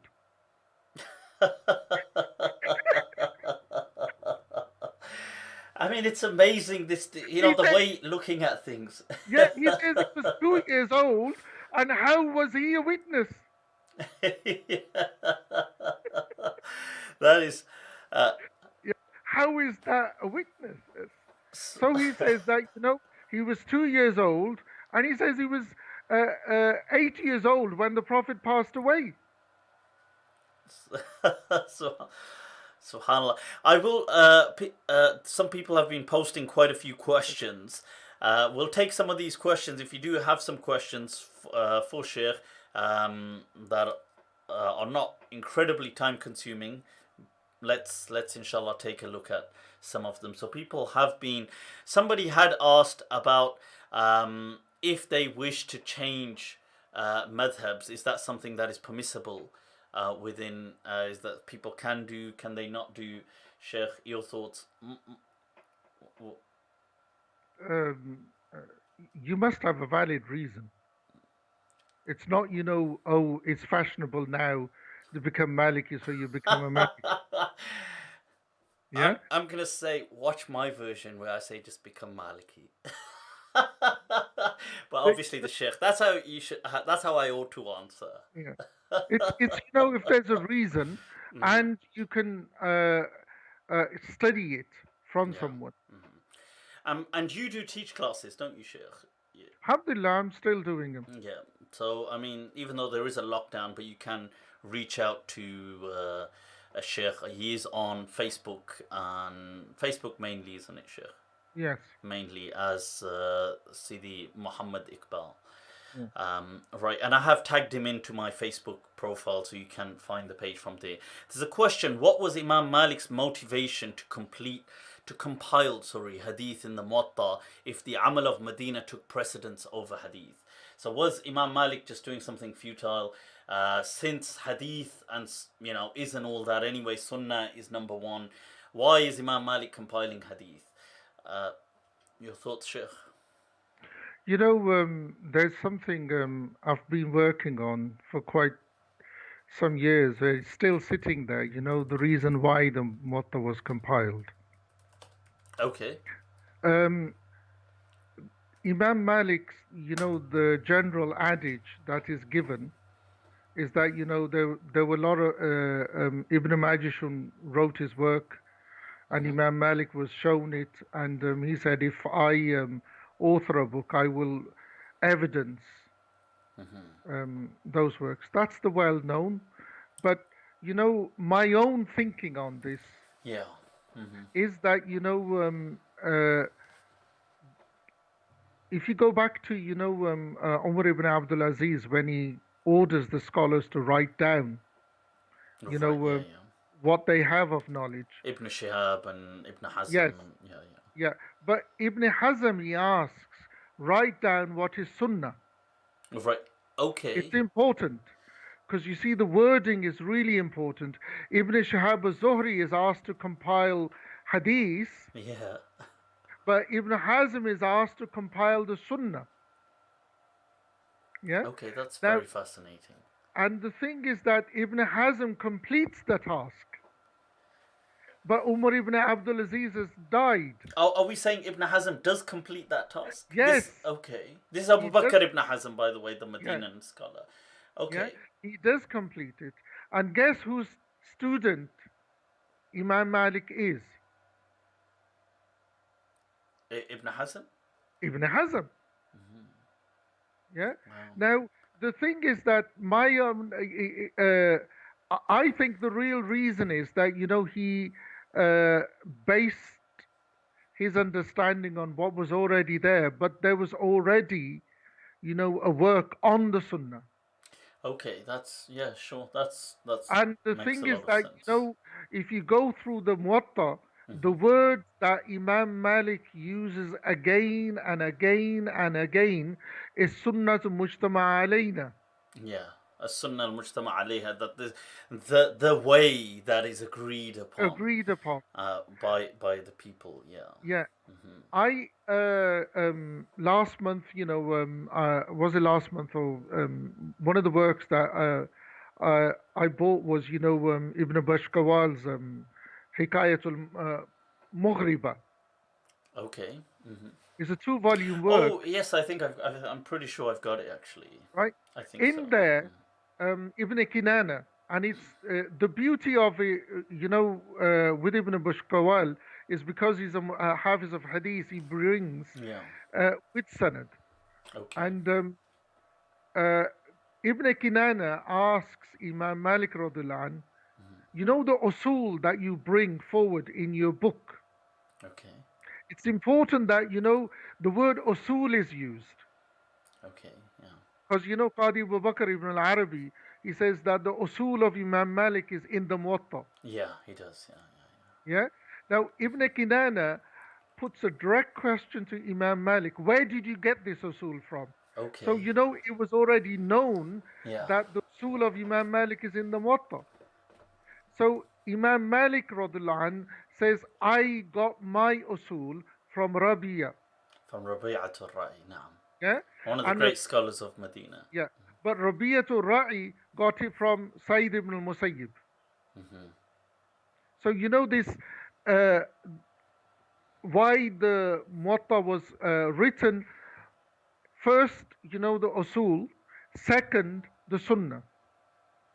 Yeah. No, And excellent. and the sanad of magicians Yeah. narration. The sanad Okay, yeah. um, is munqata. Meaning? His riwayah of the Muwatta we're talking No, about? no, No. no, no, no. The Oh, we're talking Abdul Aziz al Majishun. Abdul Aziz Yes, is, of course, of course, that of course. Imam Malik authored the book because Abdul Aziz had Yeah, authored had it. authored it as well. Yeah, so there's Yeah, this theory that it was out of kind of yeah. rivalry But competition that almost. narration, there's 100-year gap. Yeah, I mean that didn't really do it for me either. And some people had said Ibn Abi Dhi'b had authored one as well. The thing is that so many people authored Muwatta'at. Yeah, yeah, they say that. Uh, Yeah, they, but the thing is that what's there in front of us. The English adage, you can't see the trees because or wood yeah, yeah. You can't see the wood from the trees, kind of from thing. the Yeah, trees. yeah, This is right in front of us. yeah. The sanads are clear as the sun. Umar Exactly. ibn Abdul Aziz is, and the other thing is that it's interesting that how the mother went westward.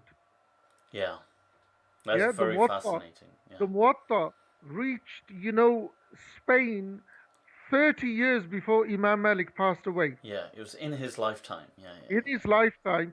And it's interesting that, Umar ibn Abdul Aziz sent, the scholars to teach those people the Sunnah from Medina, and Ibn Abi Hazim, Abu Bakr ibn Abi Hazim, finished the work that he was asked. Subhanallah, that is very And, fascinating. and the Sanad is Sahih. Yeah. So that's my own No, I think that's very understanding of. fascinating. I've not really. That's a very a slightly differently nuanced perspective, but I love it, Sheikh. And also for people, just so you know, that the Muwatta isn't just a collection of hadith. In fact, this is why many sometimes very uber hadithi people don't like it too much because although they have to kind of accept it, but it's because Imam Malik in it does reject hadith. Like he will bring a hadith with the golden chain and he will say, وَلَيْسَ عَلَيْهِ الْعَمَلِ, that we do not practice according to this hadith because the people of Medina didn't really act according to it. And that really sometimes, it doesn't settle well with certain dogmatists. Also, another point is that the narration that you have that the king Mansur orders Imam Malik to Oh, author. right, yes, the caliph, Yeah. yeah. Again, those hadith actually evidence the existence of the book before the command. Right, yeah. I see what you mean. Yeah. Yeah. So, because that's the popular opinion with the muhaddithin themselves, and also the people that bash the Malikis with that it the book was a state work. Imam Malik was hand in hand with With the the state politics and politics. While those narrations, when collated, and I've collated all of them, and then when you look at them, they contradict each other. Absolutely. And they prove that the book actually existed before the king is commanding him, because the king says, I've read your book, I want it to impose it upon to impose it. Yeah. So how can he impose the book and command the imam Malik to write it? Exactly. to write it? Exactly. So I think Ibn Hazm's is the genesis of and then I've really liked that, Sheikh. I mean, to be honest, I'd never really thought of it like that, and I wasn't familiar with that. So shukran for that. moving to another question somebody had asked. I mean, if you want briefly, but up to you, Sheikh. Somebody had asked, what is the distinction between Ashari and Maturidiya? Um, well, is there Nothing, nothing much nothing. really? It's semantics. It's kind of semantics, yeah, Yeah, that's subtleties really. It's nothing subtleties. so Yeah, nuances. They are by and large considered the same kind of same. thing, really. Yeah. Somebody had asked a question. Um, all right. There's a right. Okay. There's a question on the beard. Now, I'm just trying to bring it back up. Some of the conversations have moved. Okay, we'll come to that in a moment on the beard thing. I'll just bring it back up. But there's a question somebody has asked for a few on a few occasions now. Mark had asked, "Could you explain nafs al-lawama? What do you understand by this?" I feel you may have a take on that, Sheikh. You're a very spiritual person. MashaAllah. Um, again, Nafs al-Lawama, is he from the UK? I don't know actually.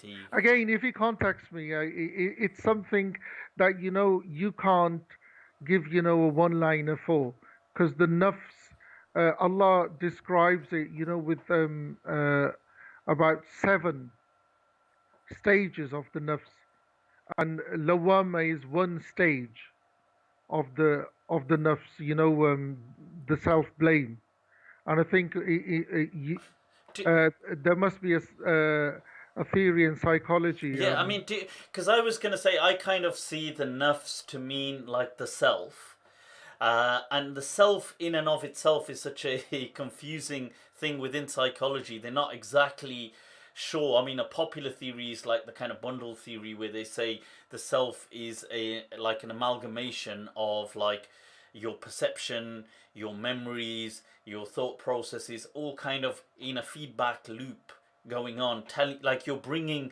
a sense of identity, which is your past experiences, to the now, and kind of constantly within like microseconds like having that computed.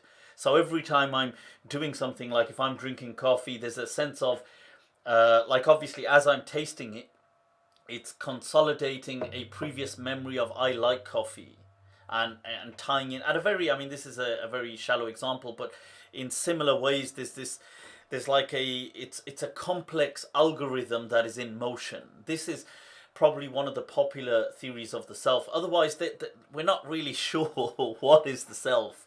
Obviously there's consciousness tied into that. Is I would have felt maybe these things like nafs al-lawama are particular ego states that the self or the ego finds itself in, like a sense of remorse, a sense of. But I mean, I know that sometimes there are much deeper understandings given from a tasawwuf perspective and stuff like this. You know, the Spanish philosopher Ibn Baja, Okay, yes, yes. he actually has a whole book on, it's called Kitabun Nafs.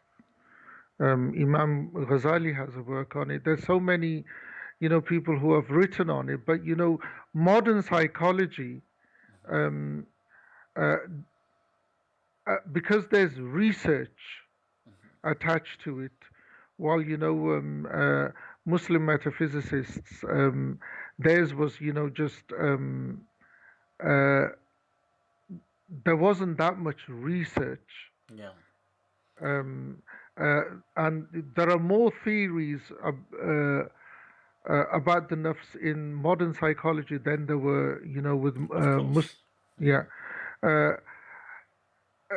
Again, my take on what the nafs is, is a different aspect. Yeah, I agree. Would you put in with that? Oh no, sorry. Were you about to Yeah, go is on a to what different was? Okay. aspect, because you see, people ask, is the soul Yeah. the same as the nafs? I was kind of just about to ask this, but okay, carry on, carry on. Yeah, I It, was just about to say, because is that the ruh? Okay. yeah, so you've got there are theories that it's the aql. Okay. Yeah. the nafs itself, is the ruh.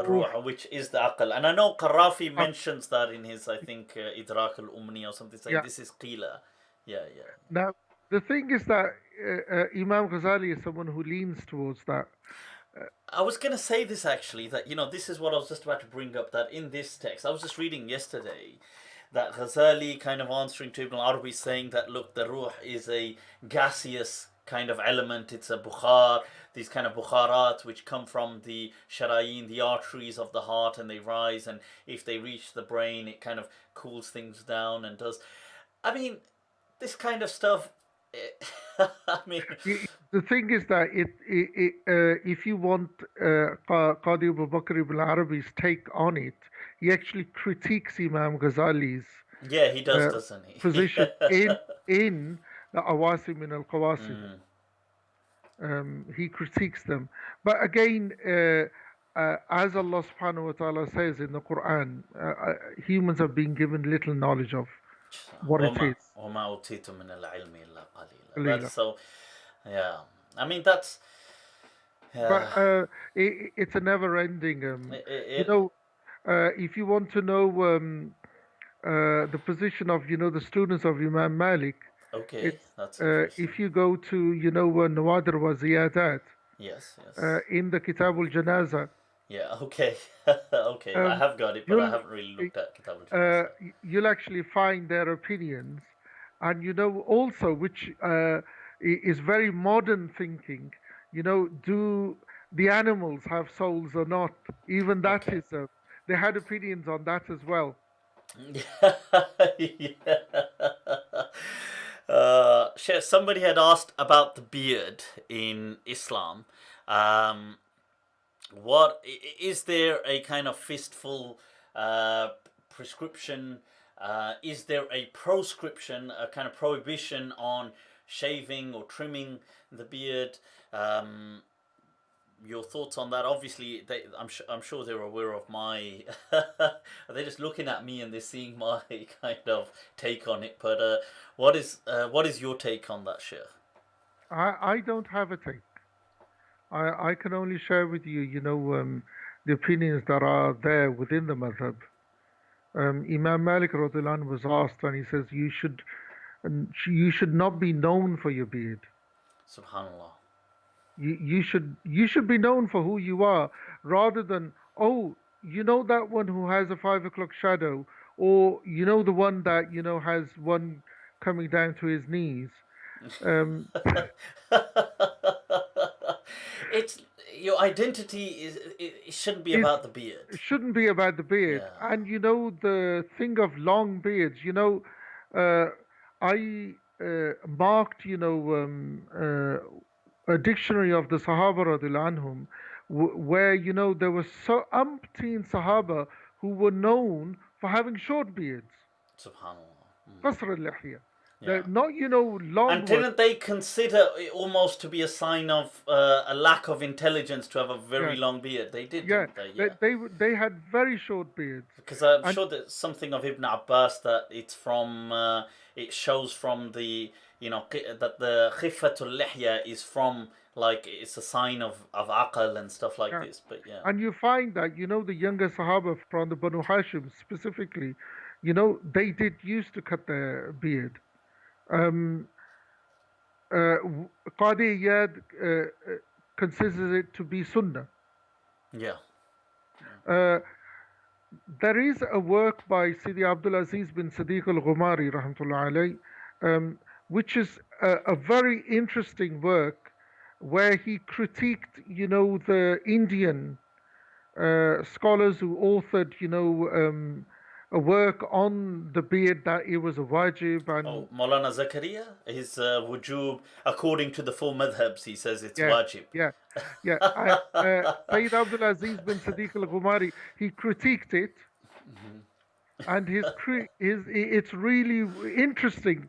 Okay. Um, I've not come uh, across his critique of it, but yeah. I'll share it with you. He, he does not consider it to be wajib. And within the madhab, you've got the opinion of Qadi Iyad, who considers it to be sunnah. Yeah. And sunnah for us is, we know what the definition of sunnah is with the usuliyin. Of course. Yeah. Yeah, and everyone knows it. It's not something new. With the Shafi'ah, it's the same. Yeah. Exactly. Yeah. Yeah. Now, Sayyid Sayyid Alawi Maliki Makki rahmatullah alayhi, he says the beard is, hair on your chin. Yeah, Yeah. you know what the goatee is. And that's what Sheikh Al Kharashi, his opinion is as Yeah, well. Yeah. Yeah. yeah. It's hair, and if you read, Fath al-Bari of Ibn Hajar al-Asqalani, he says have a beard, but don't have a Maghribi beard. Yeah. Yeah. Now the thing is, there are photos, from 200 years ago of the ulama of Qaraween, Yeah. and they had short beards. So the best I've come across, and my own take on this is have a beard, yeah, but don't be known for your beard, Oh, that yeah. was But very well said. religion is not in a beard, Yeah. yeah. This thing that because you're a practicing Muslim, you must have a beard. It's one Sufi sheikh, and it's interesting. Quite a few of the Sufi sheikhs I've met, that children didn't have beards. Okay. They had beards, and their sons didn't have beards. And someone objected to the sheikh, Sidi, your son doesn't have a beard. And he turned right. He can guide you to God without a beard. uh, I, again, it's not to take things lightly. It's something uh, the Deen and Muslim scholarship has written, and scholarship depends on whichever side you take it. No one encourages shaving. Everyone encourages having a beard, but a sensible beard, because uh, if you look at the command, the command is not for wujub. of course. The thing that we were talking about earlier, language, you gather all the narrations. The narrations are not for wujub. Yeah. So again, have a beard, but don't be known for it. Yeah. No, shukran for that, Sheikh. I was just seeing that there was a. I was just looking at some of these questions, but they seem to be kind of repeat questions. I wanted to just to finalize, Sheikh. I'm asked often. A lot of people kind of say, look, um, you know, in this day and age, there is a. I mean, they don't just say this; we observe it as well. That there is a disconnect between religion. A lot of people. There's a greater growing polarization. We spoke earlier on about how the ulama or the madrasa crisis is also a crisis and not really bridging that gap. Um, and we spoke about Arabics are essential for people if they wish to learn. Also, there is a sea of information out there through things like the internet, which sometimes is amazing and sometimes can be more confusing. Uh, People are in doubt often about religion. I mean, what? And you're in touch, obviously, with the younger generation. Your own children are part of that generation. What what would you say, Sheikh? Some words for to these people that are sometimes maybe troubled, maybe they have thoughts, maybe they're not sure, one of the faith, or if they are of the faith, what should they do with it? What should they? I mean, if there were some words, what would you like to? What would you say to this younger generation? Uh, Uh, One, I'd like to share, what my sheikh advised. Um, he said, look, practice the deen according to your ability, okay. yeah, and according to the judgments of the time and age you live in, Subhanallah. yeah.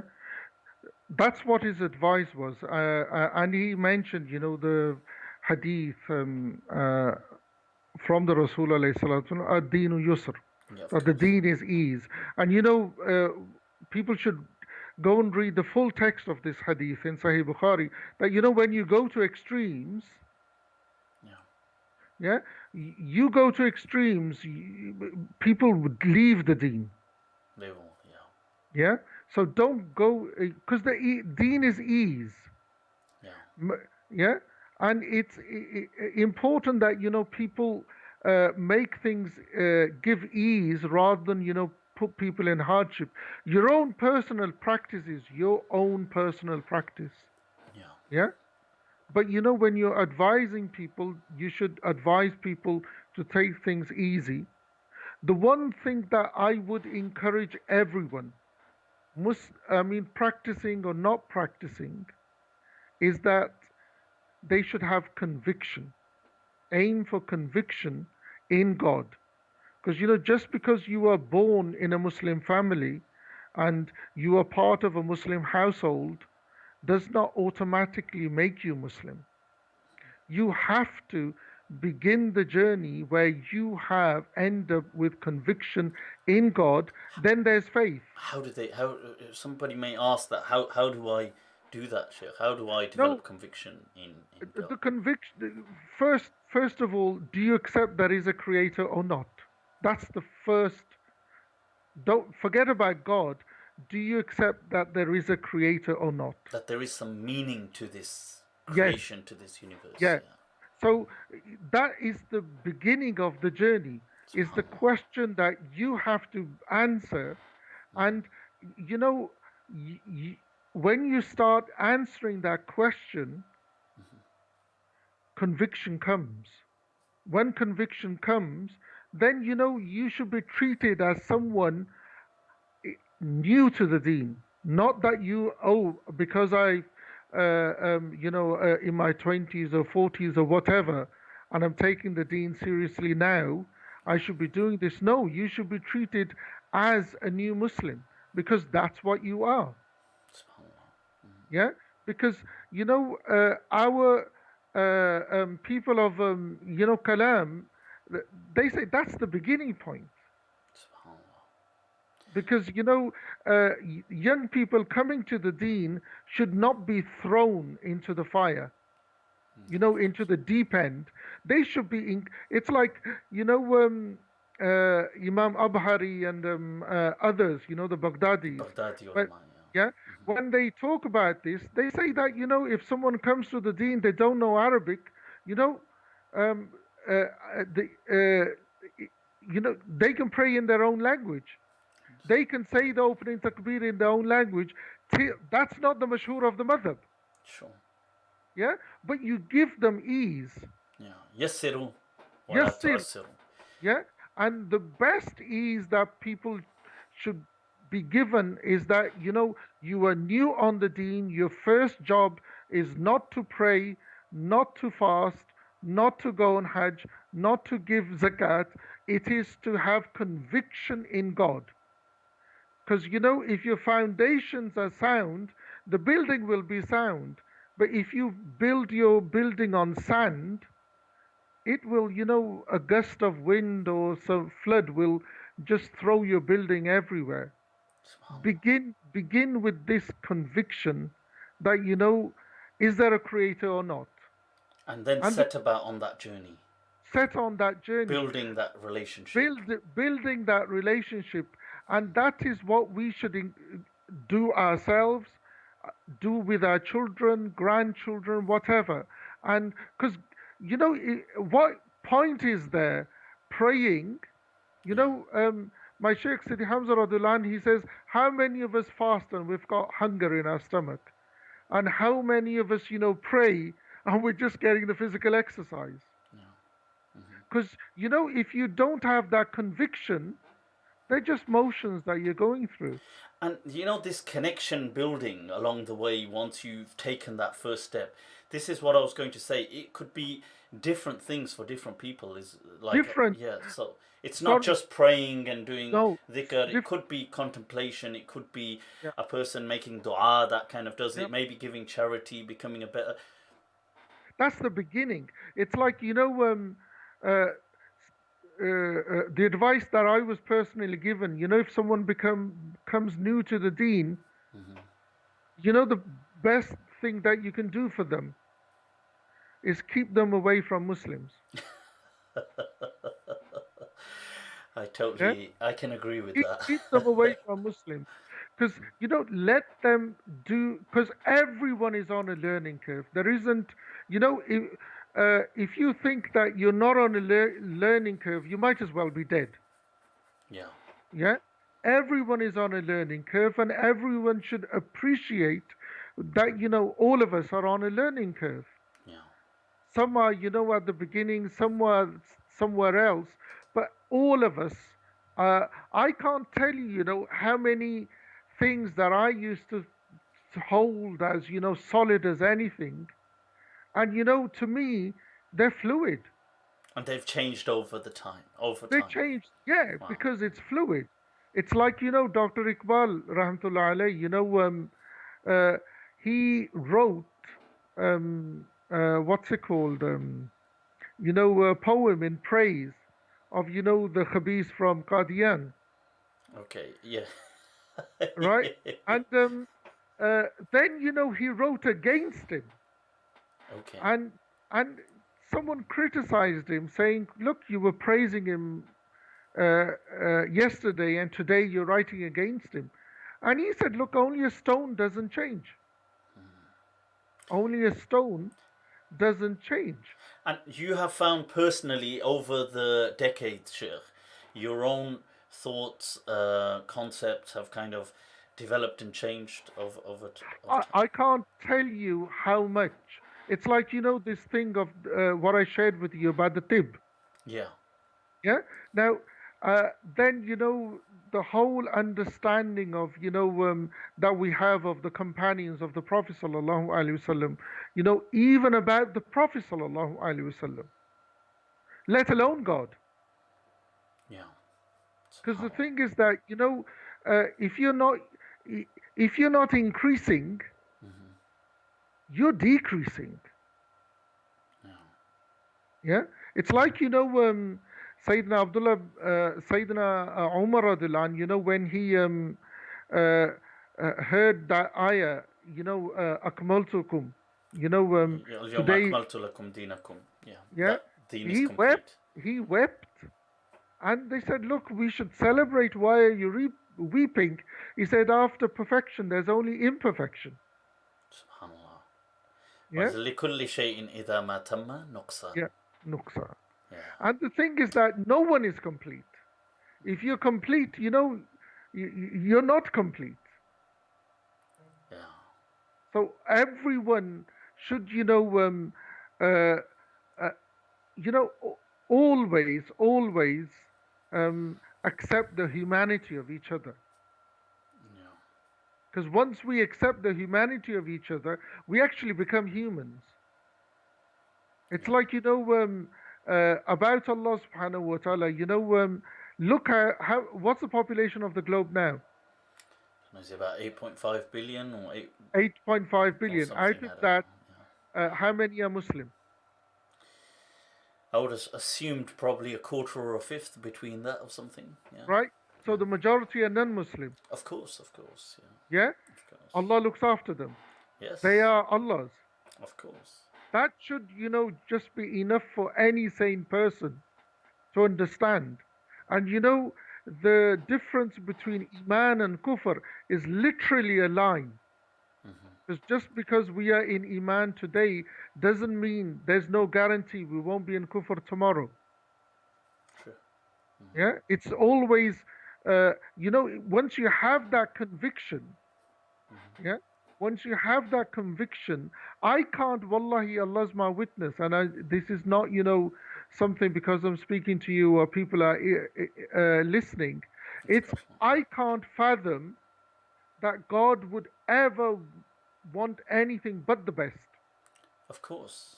Of course. It's the brain just doesn't compute. Yeah. It just doesn't go there that God would ever want anything, Punishment or torture for his creation. anything, Exactly. anything. Exactly. Yeah. And the thing is that what is God's is God's affair. True. SubhanAllah. That is so true. Somebody had asked as well because they had said, I think referring to my approach and this with me as well was something more so recently as well, maybe in the last few years. This thing of like you're saying that I mean, and the critique, I suppose, was maybe I don't use fear. That's what somebody had said. Whereas they say that they can see messages of fear in Islam. So why don't I or why don't people should be quoting about God's going to do this, He's going to punish you, He's going to do this, He's going to like frighten people into, and that just ties in so beautifully with what you're saying. That look, because really how many times, even though this imagery is in the Quran, but how many times does Allah begin with Ar-Rahman Ar-Rahim? We begin every time recitation. The mercy of Allah, it is so amplified right throughout the Quran. Is would you? It, the Hadith Qudsi, "Anna dhanna abdi bi." Yeah, that That's enough. that I treat That my servant as he expects of me. Yeah, yeah, and when he's saying that, haha, you know, doesn't matter what anybody else says. true. And the mercy of, uh, the Prophet sallallahu alaihi wasallam was, mercy personified. And if we are supposed to be from his ummah, and may Allah make us and die on that, then Amen. at least have some mercy to what is God's. Of course. Irhamu man fil ardi yarhamkum man fis sama. Yeah, To have yeah, mercy on those on the earth, and the one above will have mercy yeah. on you. Inshallah. MashaAllah. Shukran, Sheikh. That was You're such welcome. a really, I'm sure people have immensely benefited and will continue to do so from this. Inshallah. Um, Shaykh Sidi Iqbal, a few people have asked as well that you can be reached on Facebook. That is Inshallah. correct, isn't it?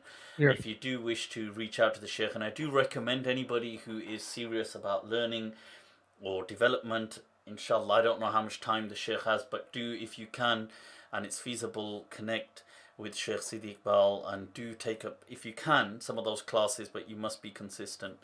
I'll tell you that. And once again, Sheikh, Barakallahu fikum. I know you're not a vampire like us, and you've really taken your time out, and your health sometimes is a bit of a challenge. And everybody, I ask you all to make dua.